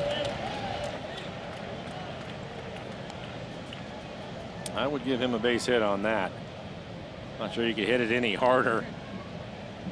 Cuthbert ends up taking it right in the middle of his chest. Good hustle by Heredia. Escobar trying to throw him out on the deflection. He gets down there in a hurry, and that will be a base hit.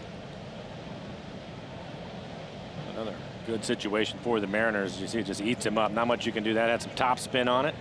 Mike, if you were my teammate, would you carry me off the field there? I mean, I would need someone to drag me. Would you? I would wait for help out for you. Don't worry about that. I would get somebody out there. We have a pinch hitter, Daniel Vogelbach. He will bat for Mater.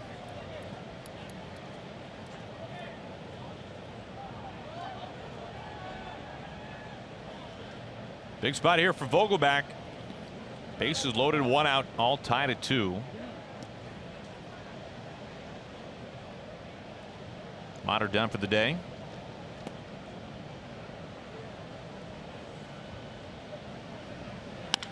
Goes after the first pitch. Merrifield back a half step to second for 1. First in time, double play, inning over. We remain tied at 2 apiece.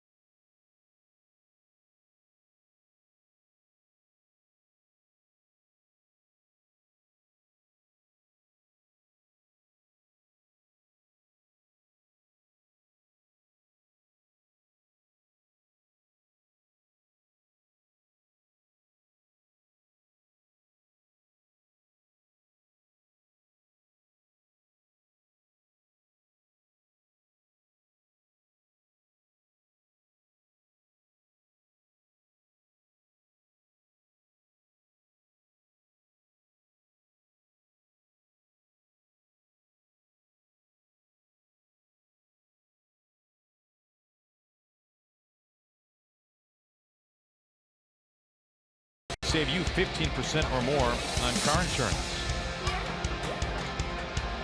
The carousel here inside Kauffman Stadium, just out beyond the fence in left center field. Moustakas skies the first pitch. Who's got it? Heredia puts on the brakes. Out number 1.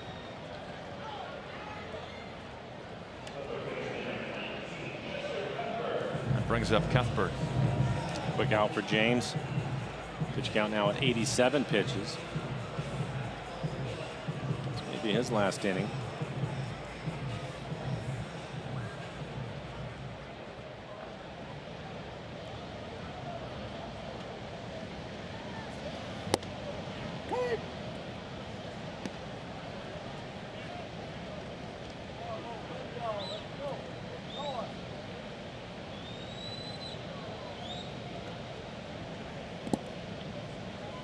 Bounced in there, 1 ball and 1 strike. Well, Paxton 8 strikeouts today. His career best is 10. He's done that 3 times, including way back his rookie year 2013 against the Royals.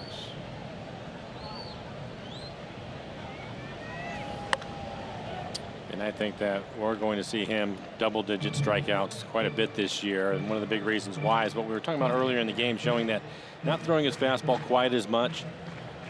And that'll help him. He has a really good slider that he's gone to. He's not throwing his curveball as much. There's a curveball right there, misses with it. But the slider's been an excellent pitch. And I think we're going to see a lot of hitters swing through that pitch, expecting to see the good fastball. That, by the way, was his 4th career start when he did it against Kansas City.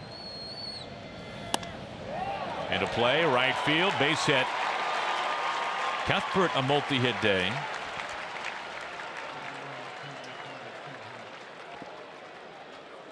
One out and 1 on. I want to take some of your favorite ballpark home with you on Thursday, April 19th. You can with Safeco Field Soil Day, presented by Cedar Grove. Following the Mariners' 12:40 game against the Astros, 4,000 fans will take home a free bag of soil. Visit mariners.com for tickets. Go ahead run at first base in Cuthbert. Here is Duda. Strike 1.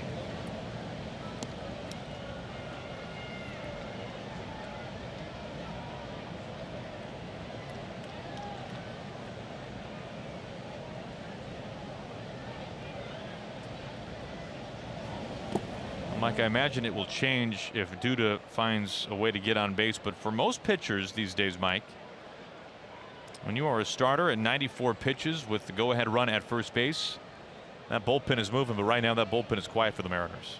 Yeah, I think it's going to be different for James this year. One, he can handle the workload, and I think 100 pitches, again, he's somebody that gets stronger as the game goes on, and we've seen that. And because at times, pretty good breaking ball, not able to check his swing, but at times even last year they had to extend him because the bullpen had been overworked, and we were still seeing 97 late. And you talk to James and he'll tell you, I felt great, no problem. I think they're going to push him this year.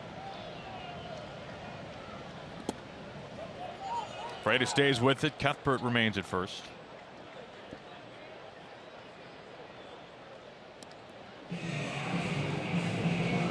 He's somebody I think for Scott Service and Mel Stottlemyre, it's something that they'll talk about quite a bit, but I don't think they get overly concerned with him working his way through a lineup a 3rd or even a 4th time, especially if he has his good stuff and he's on. And today obviously he has good stuff, 95, 97 with that slider at 88. The 2-2. 9 strikeout afternoon for James Paxton.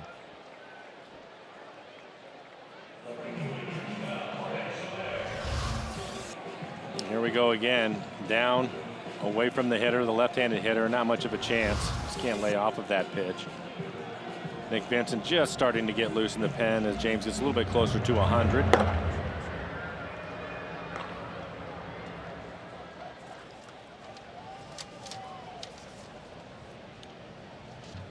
Now facing Soler.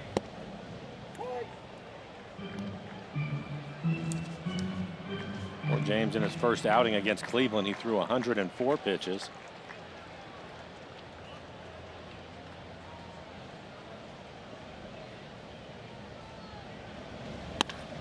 And play Segura quickly off the glove. That is a long throw. Vogelback can't hold on. Cuthbert makes his way into 3rd. Runners on the corners for Kansas City.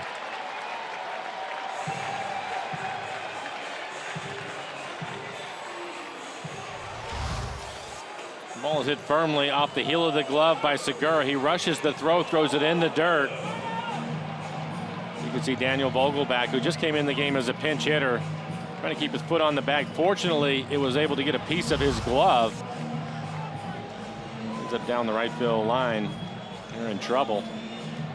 Now Stottlemyre out to the mound, but a good job by Vogelback. At least get some leather on it. That'll be a hit, infield hit for him, and an error. The runner advancing to third base. Single E6.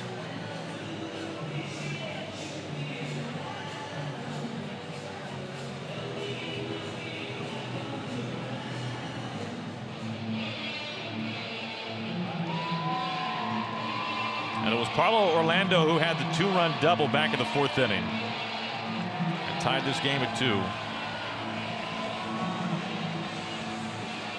He's one of the few in the lineup that has done much against James. Not many at bats, just 5 at bats in his career, but 3 hits, including the double today. That was on a fastball, was in the middle of the plate. Cuthbert at third, Soler at first. This will put some pressure on David Freitas, the catcher. James likes to throw the slider in the dirt. Pours over, first pitch strike.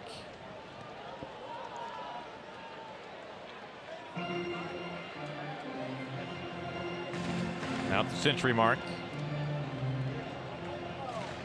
Go ahead run 90 feet from home for the Royals. The 0-1. Makes it 0-2. Back-to-back sliders. I mentioned it, Orlando with the double. It was on the fastball.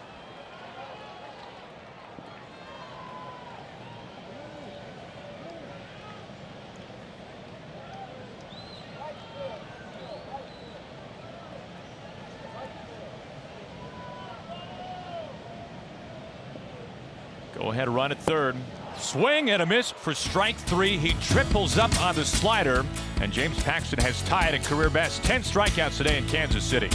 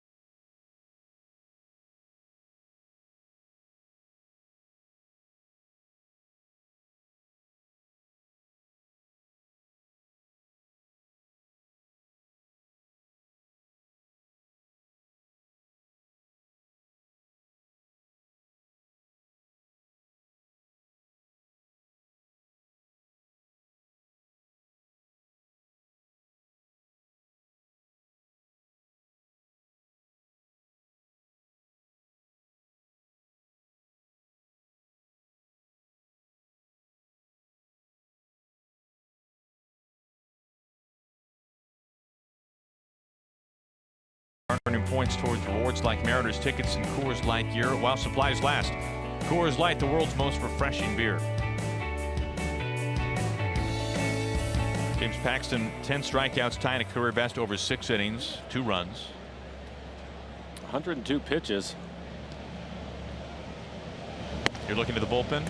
Well, Nick Vincent had been up, but he's sitting down now. Nobody throwing. I'm sure he was pretty close to being ready to come into the game. So we'll see what happens once an out or two is made if somebody gets up and start getting loose. But James, again, he looks really strong. 3 pitches, all sliders to put away Orlando to get out of the inning.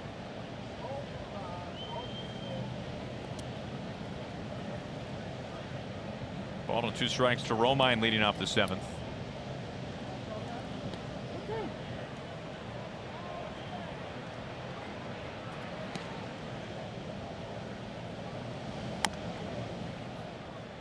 think right now he would like to see the Mariners put a run on the board.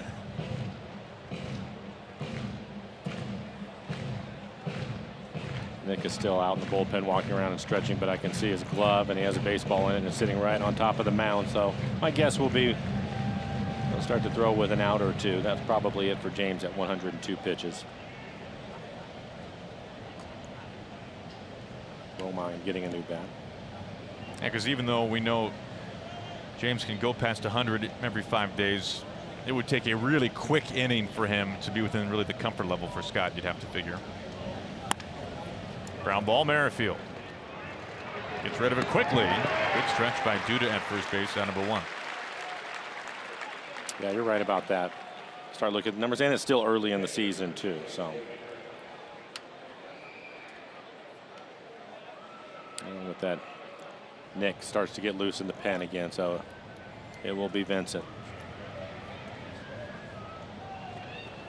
One out for Freitas, who doubled back in the second.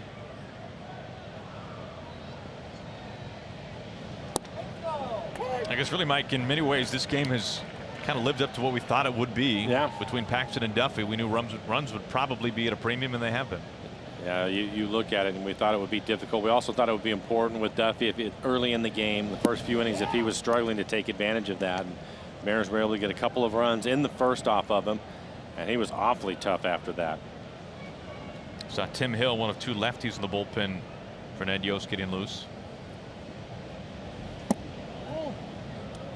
After Freitas, it's D. Gordon, left-handed hitter.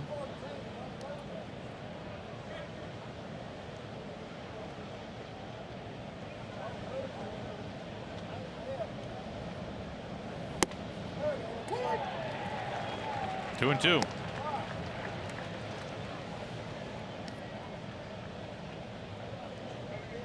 Have a crazy night last night for the Rainiers. An 11-run 9th inning. 8 walks. I believe 5 were with the bases loaded. And a lopsided affair. 13-0. Good one for the Rainiers. And it was 5 straight bases loaded walks, by the way.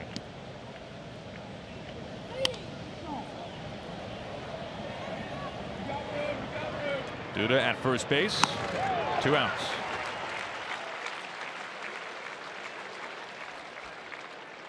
Download the app, play for free, and start your streak for a chance at $5.6 million. Download Beat the Streak, presented by Major League Baseball today.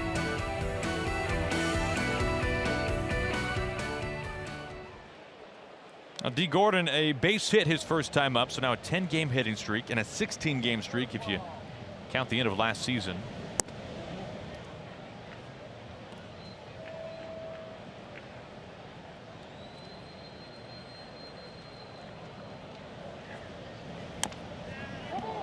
Fouls it off his lower half, crippled.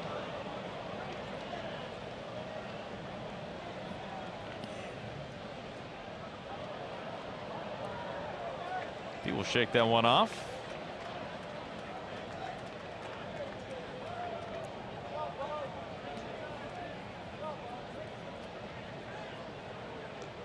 Jeremy Rayhack, the home plate umpire, giving D a minute. A little housekeeping at the plate.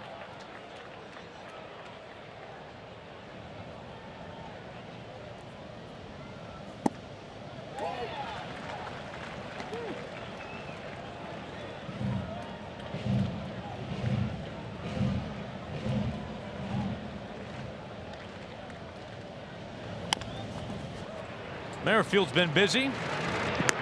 It's a 1-2-3 top of the 7th. Mariners go down in order. We remain tied.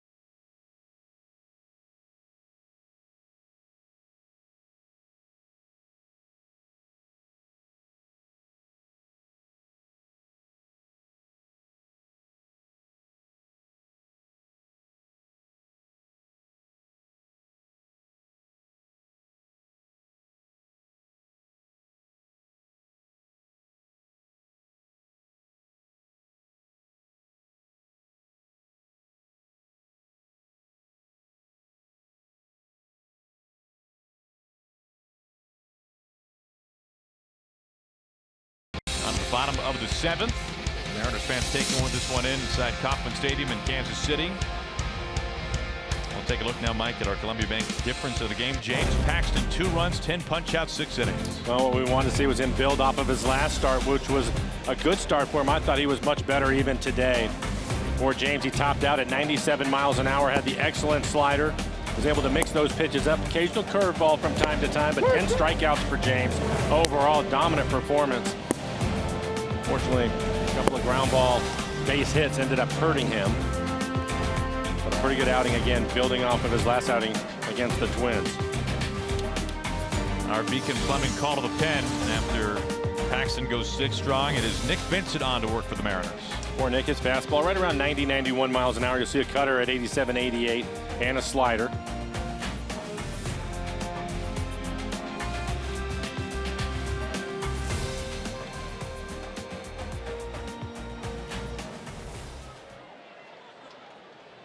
Faces Alcides Escobar in a tied game.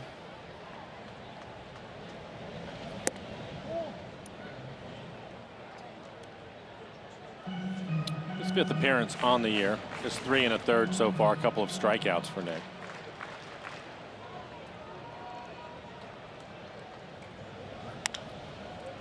Seager waits for it. Routine throw to first base. 2 pitches, 1 out.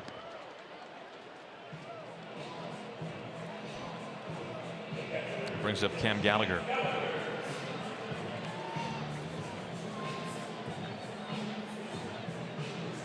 Gallagher, the number 9 hitting catcher.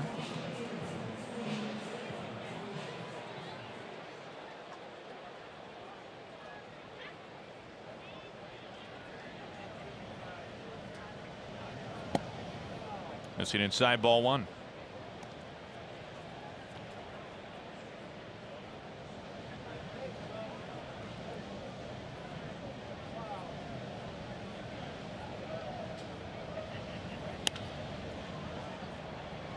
Vincent points to the sky.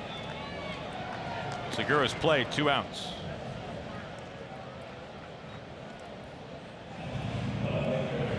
Off day tomorrow for the Mariners. The Mariners begin a week-long homestand. Begins Friday night from Safeco Field. Mariners and the A's. Our broadcast begins at 6:30. 7:10 the first pitch time. Mike Leake up on the mound. Off to a strong start this season, making his 3rd start of the year. Andrew Triggs. A lot of strikeouts so far this season. Has not pitched particularly deep into games. That's the pitching matchup in Game 1 against the 4-8 Oakland A's. The Mariners playing in their division on the homestand. The 3 games with Oakland over the weekend. Then Houston comes to town. Mike Leake looking for his 3rd win. Vogelback, who began the game on the bench, flips to Vincent. Nick Vincent out of the bullpen behind Paxton. A 1-2-3, last of the 7th.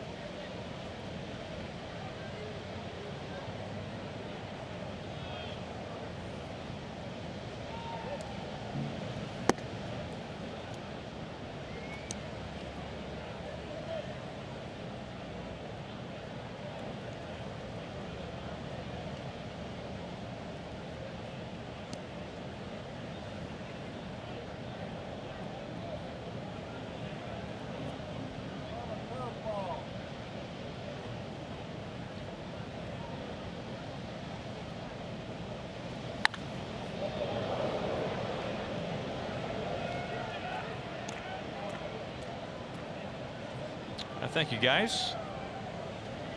Hard foul ball there by Segura. Scott Brocious, the former third baseman, pretty quick. Jeez. Now the third base coach for the Mariners, and Segura hit a line drive right by him.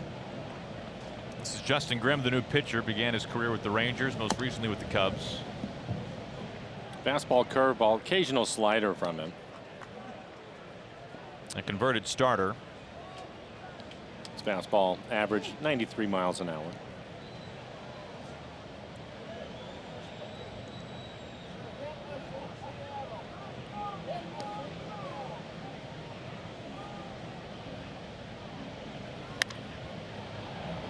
Pops him up. Gallagher looking for it. Had a trouble with this earlier. This time makes the squeeze. 1 out.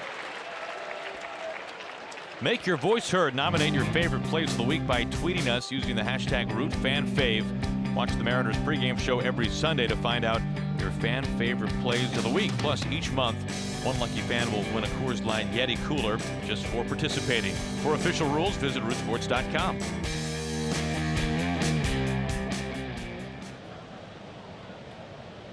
One out for Robbie.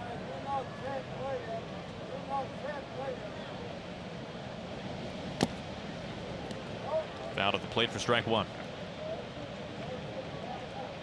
Robinson 1 for 2 with a walk today. Also scored a run.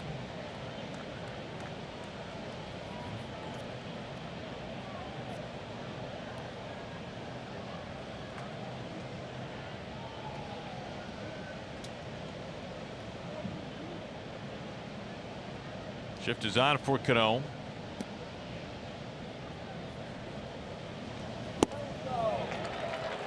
Breaking ball makes it 0-2.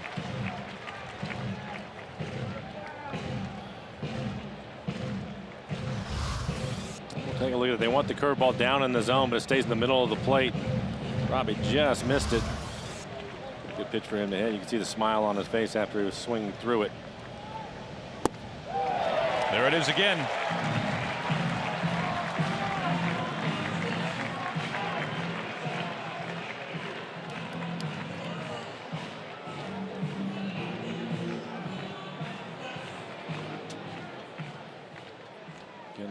Bullpen today working ahead of hitters, making it difficult for the Mariners. You take another look at the curveball. Bullpen's faced 7 batters, 6 first pitch strikes. As you see again, the breaking ball in the Premier Supermo. A lot of bite to it today. Now Haniger sees it. 0-1.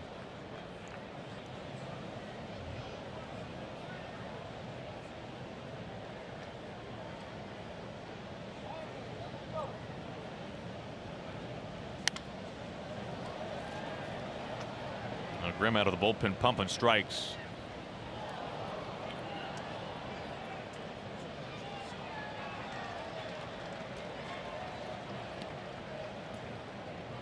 Well, things getting heated between the Rockies and Padres today. A number of ejections. Pitch thrown behind Nolan Arenado.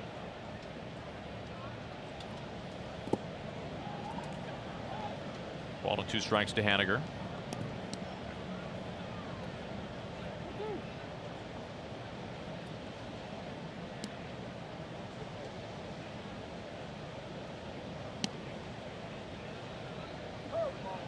The 1-2. Breaking ball crushed. Is it fair or foul? This is a foul ball. One of the things we've seen in this inning from Justin Grimm is he will throw his curveball, throw it a lot, and he's left a number of the curveballs up in the zone. Fortunately, Mitch Haniger a little bit quick on that with the barrel.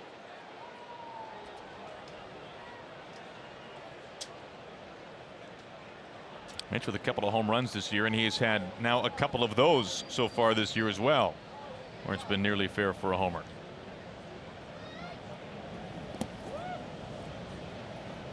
Two and two.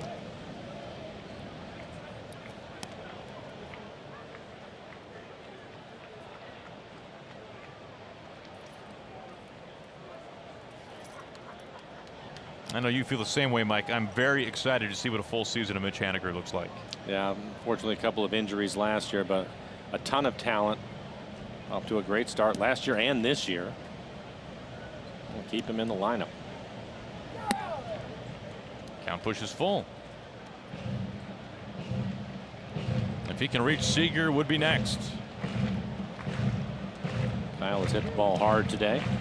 As an RBI, picked up a base hit, so he's 1 for 2.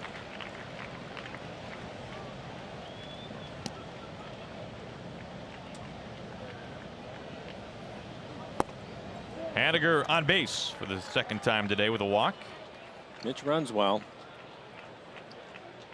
About the size of the outfield, something in the gap, he can score.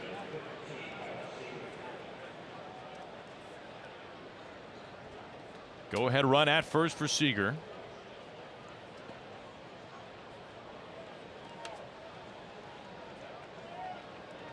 Infield shifts over for Kyle.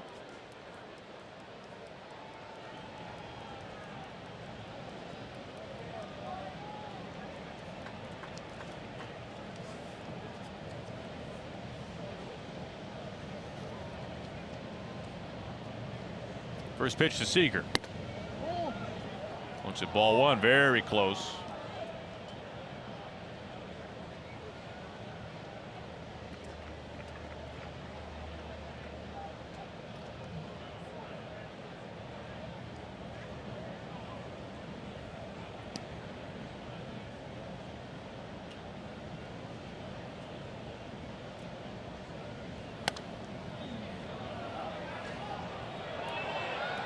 Ball and strike on Kyle. Well, the Mariners saw Grimm years ago when he was pitching in the rotation for the Rangers. Broke in 2012. You look at these numbers. Seager, most of this coming earlier in Grimm's career with Texas, but 5 for 11.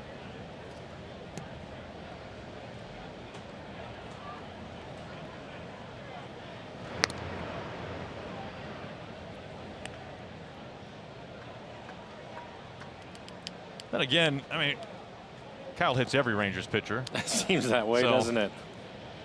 Those numbers may be a little bit low relative to others. Well, as I mentioned, he's hit the ball hard today.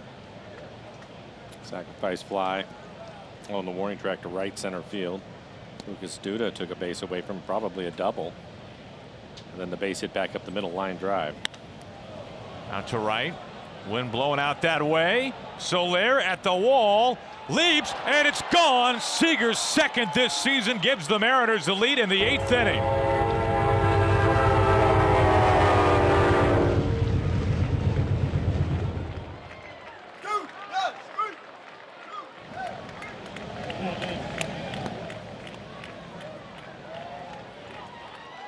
Well, at that very moment in time, Mike, it looked like the wind was blowing in the right direction. It certainly helped the Mariners.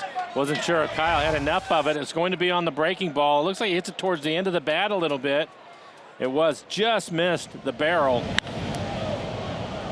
But a lot of carry to it. Some backspin. Soler will go up, try to make the leaping grab, but just out of his reach. Nicasio getting loose in the pen for the Mariners. Good day for Kyle. He's driven in 3 of the 4 runs.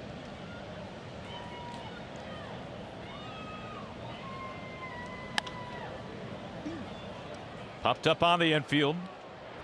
Merrifield waits a while for it to end the inning. But Seager, boy, we told you had good numbers against Justin Grimm. He goes deep out to right field, and the Mariners suddenly on top by 2.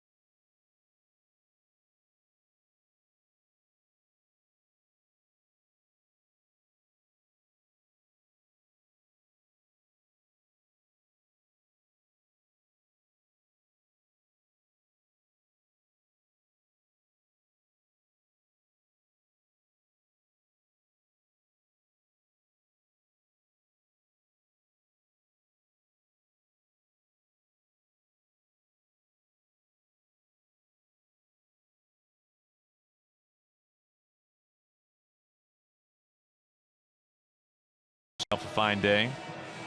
Juan Nicasio up on the mound now, pitching for the Mariners, Mike. This will be his 5th appearance on the year. Gave up a couple of runs in his first 2 outings, but really has pitched well in his last 2.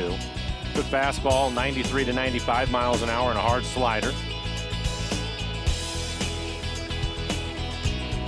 You know, Seager will get the credit, and he should, for that home run, Mike, but also tip the cap to this guy. That was not an easy plate appearance by Haniger. And laid off of a 3-2 breaking ball.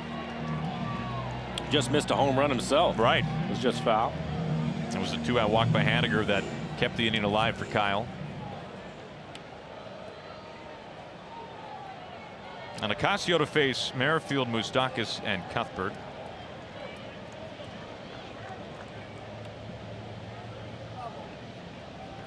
Vincent in inning scoreless. He pitched the 7th, 1-2-3 in order.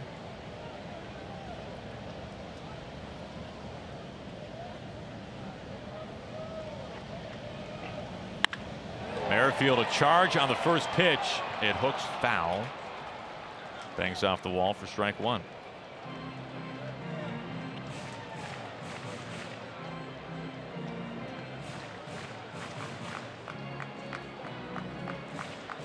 Nicasio has had some turbulence in a couple of his outings, Mike, but Scott Service continues to sing the praises of Juan Nicasio, and for good reason. He's had good outings overall, and as Scott has said, and you can understand why, just the comfort level for a manager to be able to give the ball in the 8th inning to a guy with this type of experience. Yeah, you're exactly right. He's a veteran guy. He's been around.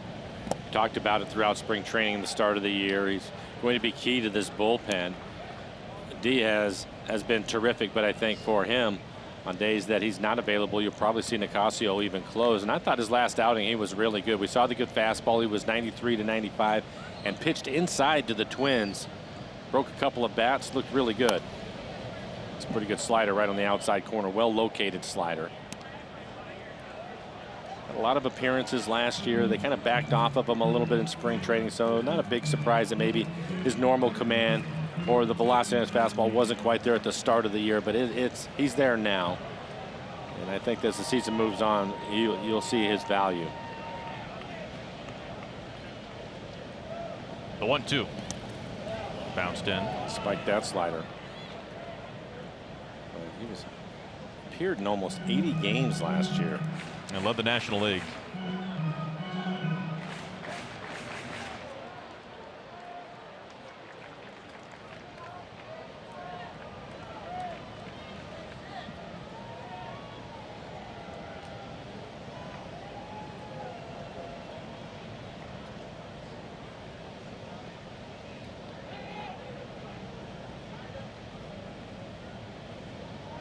The 2-2.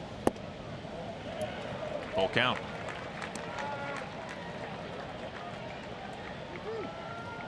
Moustakas, a run scored, an infield base hit on deck.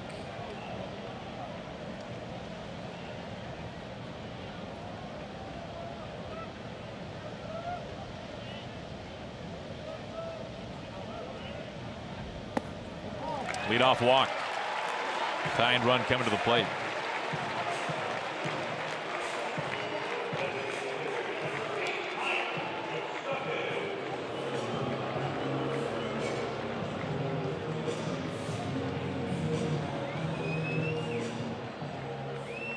See if he pitches him away. Scouting report is going to be Moustakas having a good series. Has a couple of home runs. Homered in the first 2 games. Had a base hit here today and scored a run.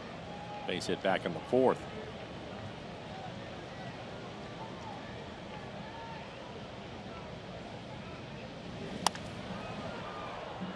And Freitas set up on the outside corner. Probably middle away at 92 miles an hour, but at the knees.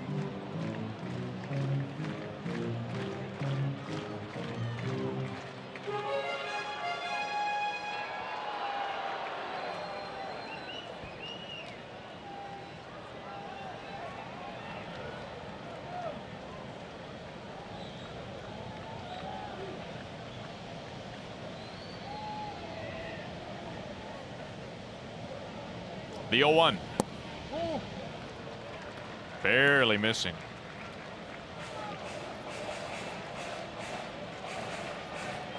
Mariners taking the lead in this one thanks to a Kyle Seager 2-run home run in the top of this 8th inning.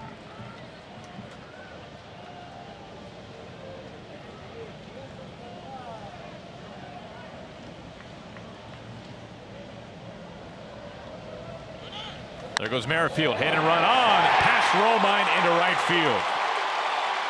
Merrifield holds at third base. Runners on the corners, nobody out.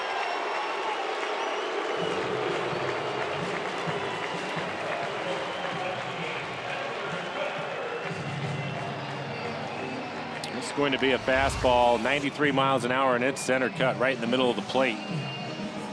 You see Freitas set up on the outside corner as Merrifield on the move.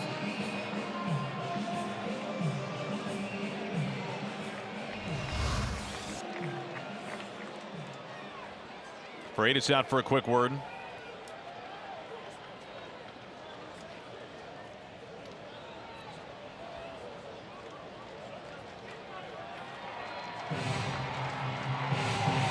Here's Chester Cuthbert.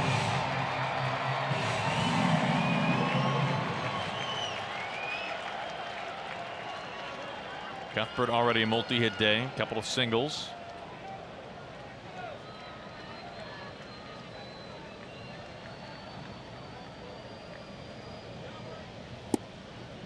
Looks at strike one.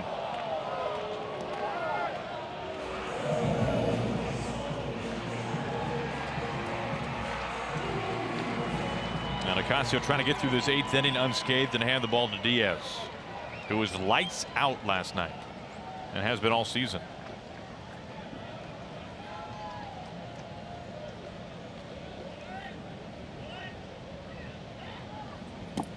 Check swing. He goes. His best fastball so far at 95 miles an hour, down out of the strike zone. The velocity was there.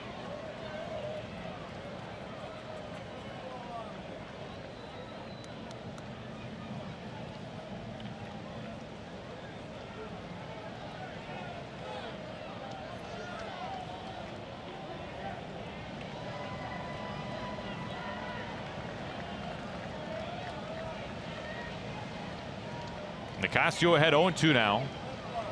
He's got Moustakas at first, Merrifield at third. Go ahead run at the plate. Good stop by Freitas. He's had a good day behind the plate. A couple of situations for him with some pressure on him. He's been able to block everything.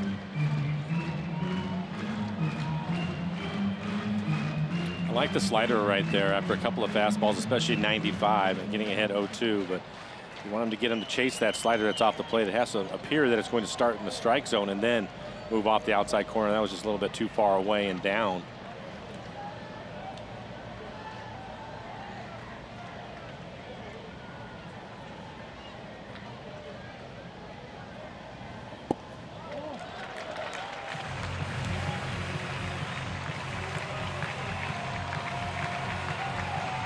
Cuthbert has struggled offensively to begin this season, had just 4 hits entering today, has half that many this afternoon, however.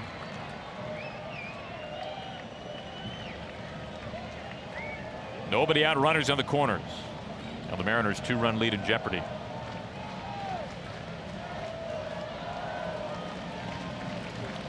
A long hold and now the 2-2.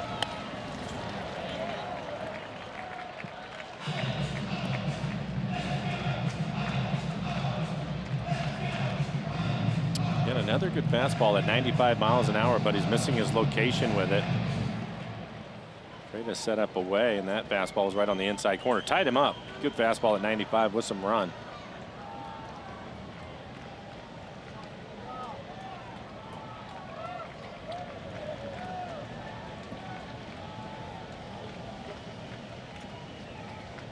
Another 2-2.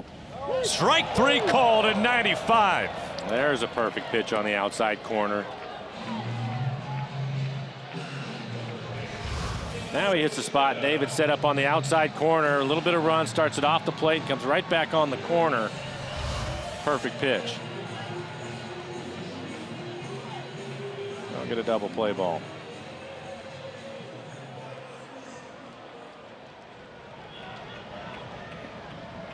Facing Lucas Duda, 30 home runs last year.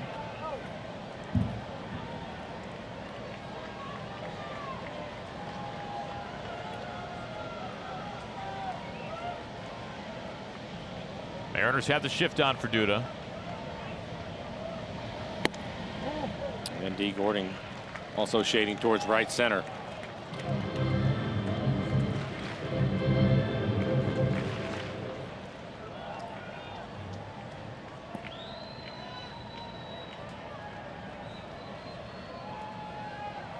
Low average last year for Duda, but plenty of power.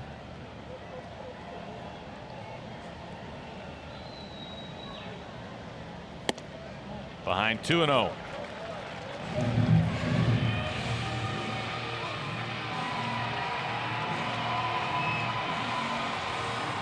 We just saw him make a perfect pitch with his fastball to pick up a strikeout. Going to have to make a similar pitch right here.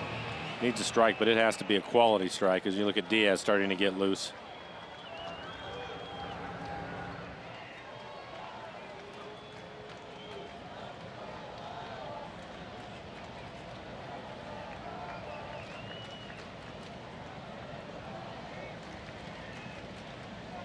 Now the 2-0. Drifting foul territory. Seager hanging with it. Seager makes the catch for out number 2. Having to fight the wind again.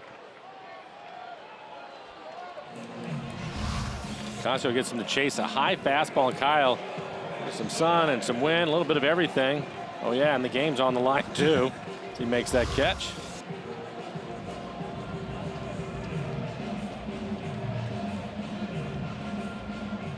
After the walk and the single, strikeout looking now. Duda popping up foul.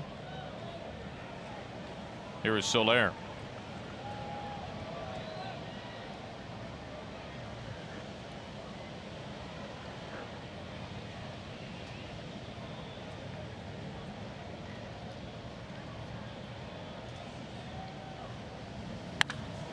Cranked a mile high and deep, but this is foul.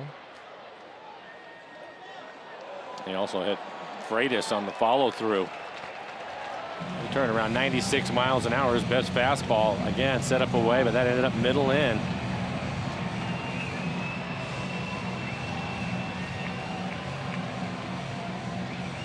Because Freitas wasn't banged up enough in game 1 of this series. Take a look at our Primera Supremo on the follow through. Right on the chin.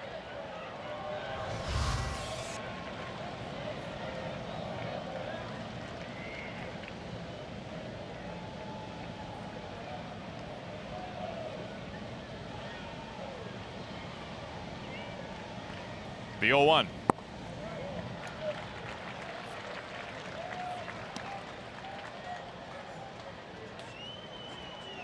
And has been a struggle to begin the season for Soler. Picked up his first hit on the year on Sunday. But he's got plenty of pop.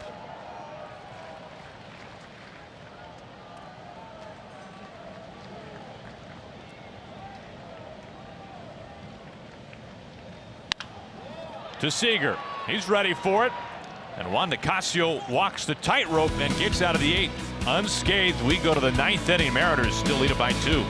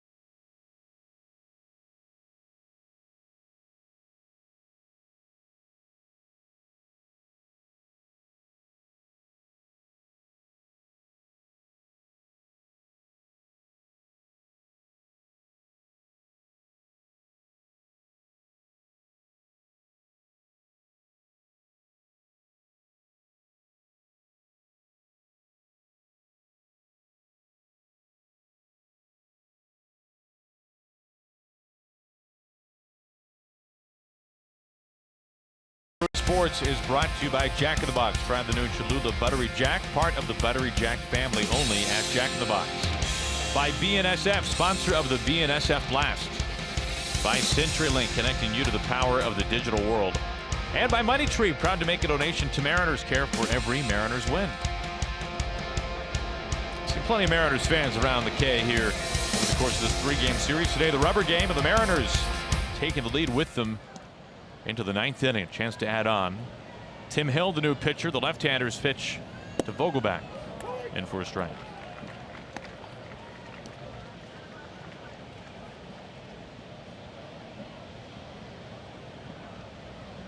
Had to give up a hit.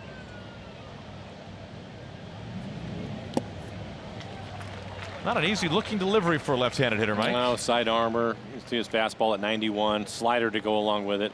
Sweeping slider. Occasional changeup. Doesn't throw it often.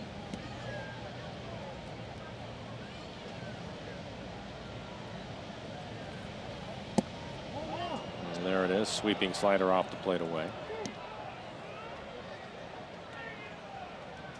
We will be seeing the Astros on the homestand. Max Kepler walks it off for the Twins. They hold on. They spoiled a large lead, but are able to win this one in the bottom of the ninth inning. Vogelback caught looking. One out. Talked a lot about the disabled list and a number of the guys that are on the DL trying to get home, get some people healthy. Unfortunately, our broadcast partner Dave Sims also on the 10-day DL. Going to have surgery on his Achilles tomorrow, so we wish him well for that. Listen to the doctors. I know he's in a hurry to get back, but take your time. We'll hold it down until you're able to get back with us. And we're looking forward to seeing Simsy sometime soon, hopefully. Yeah, hopefully we get a chance to see him on the homestand at some point. Heard he was breaking down Scott Service on his crossover. Yes, something like that. Romine pulls this foul. Reminded you of James Harden did it? Yeah, you know, when I saw Simsy go up for the dunk, I thought, that's aggressive. It's an aggressive move. I heard he had a pretty good warm-up, too, so it was unfortunate, but we're looking forward to seeing Dave when we get home.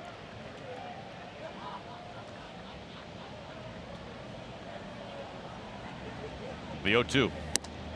Swing and a miss for strike three. Back-to-back strikeouts for Hill here in the ninth. I don't see many side armors in the game today, but especially left-handers.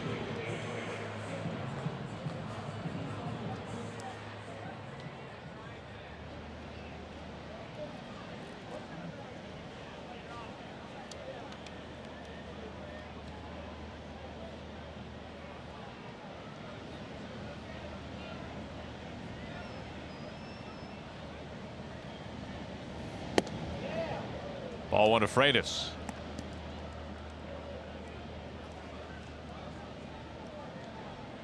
David 1 for 3, a double to right field.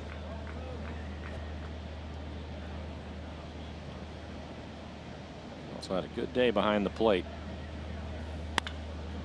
Good pick. Cuthbert at third base.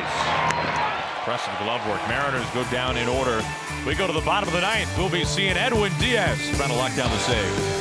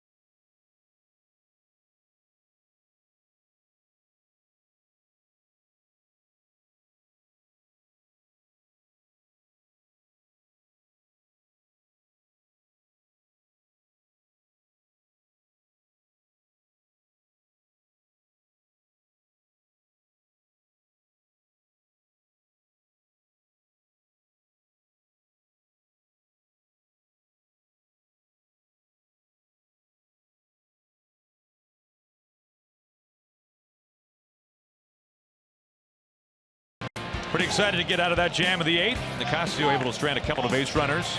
Keep this one intact for Edwin Diaz. Had to make some quality pitches and was able to do it. First and third, nobody out, and gets out of it without giving up a run. Edwin Diaz going to take over for the Mariners. He has been special this year. Good fastball. We've seen 99 miles an hour out of him. This will be his 5th appearance, 4 innings, 11 strikeouts in 4 innings. Has yet to walk a batter or give up a hit. Hard slider to go with that fastball.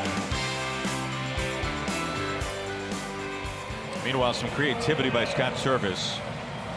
Romine, as you know, the utility man, one of the couple of utility guys really for the Mariners right now, swings from second onto first base. Meanwhile, Cano, who is DHing today, Robbie in at his normal spot at second base. So Diaz is officially in the lineup at the number 7 spot.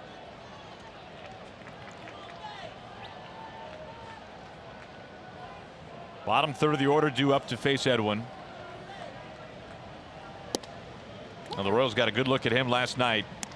Starts him off with strike 1.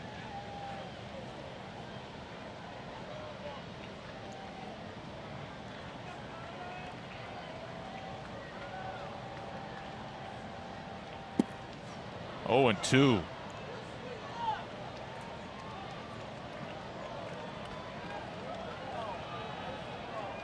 That's a great example of the slider that we were talking about earlier in the game with Nicasio on the mound last inning. Good fastball, and you throw that slider. It looks like it's going to be a fastball on the plate. And then it ends up down out of the strike zone. And back with it again, but that was in the other batter's box.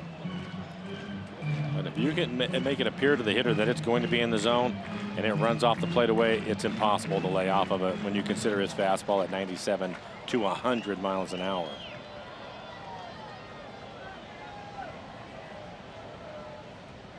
The 1-2. That time a heater at 98.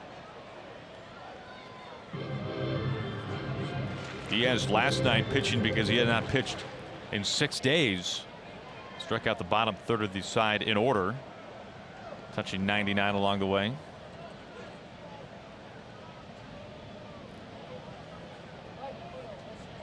The 1-2. Weak ground ball. Segura, not an easy play, won't make it.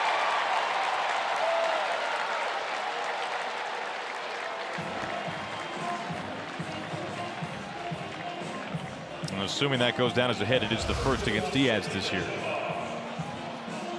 We'll take a look at it back up the middle off the end of the bat. I think it hits him on the heel of his glove. I don't think it hit the base at all.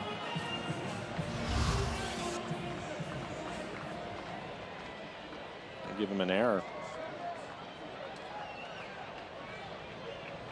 So an E6.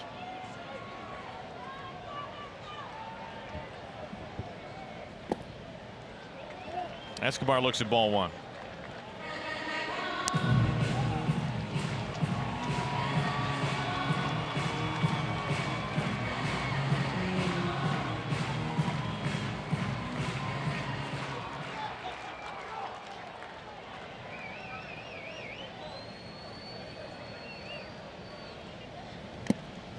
Just gets a piece back to the glove.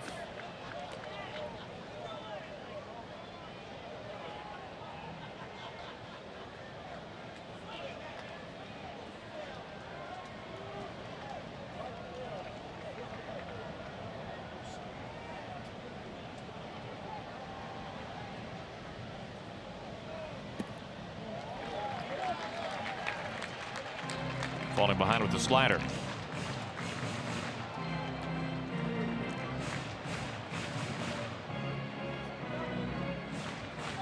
Escobar hitless so far today.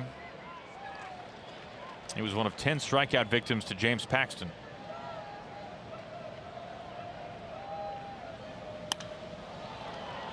Haniger in almost exactly the right spot. 1 away.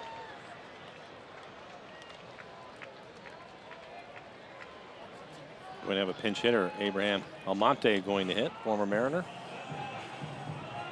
So for the second straight day off the bench to face Diaz. Don't know who he made mad.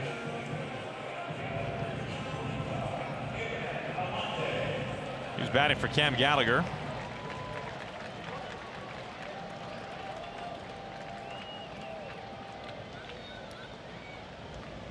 Almonte, the tying run.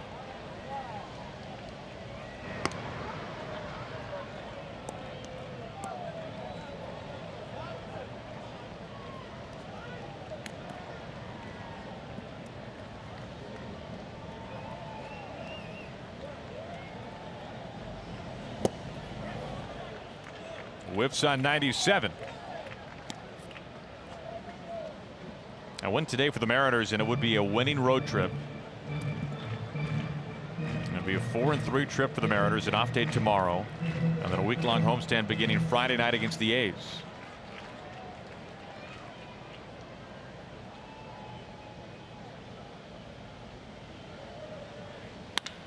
And play Cano to his chest. Robbie picks himself up for round number 2.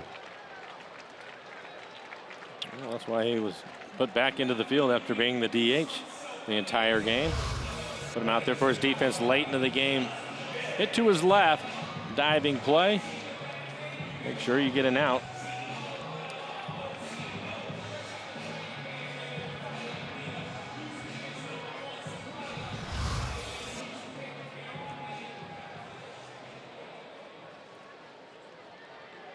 Orlando, as we know, has fantastic speed. He's now at second base. Here's John Jay.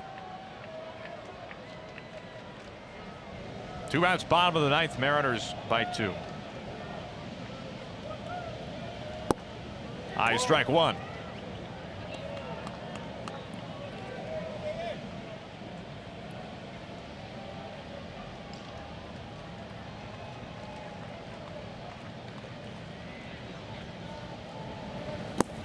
Oh, and 2.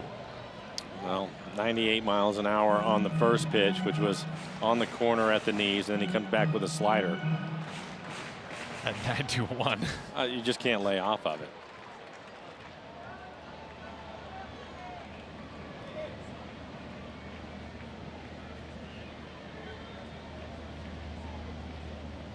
The 0-2 from Diaz.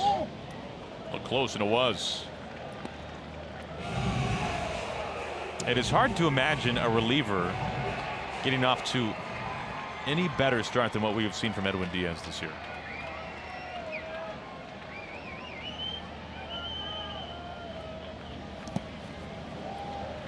Another good play by David. 91-mile-an-hour slider. He's got service during spring training. Talked a lot about his defense, and we're seeing it here today.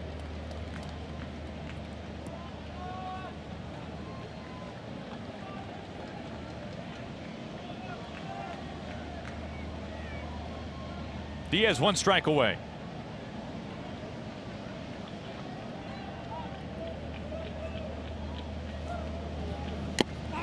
Just gets a piece. Ooh, dropped. 99 miles an hour.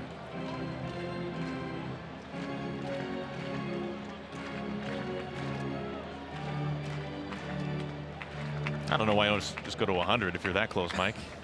Seen that twice now, if not more.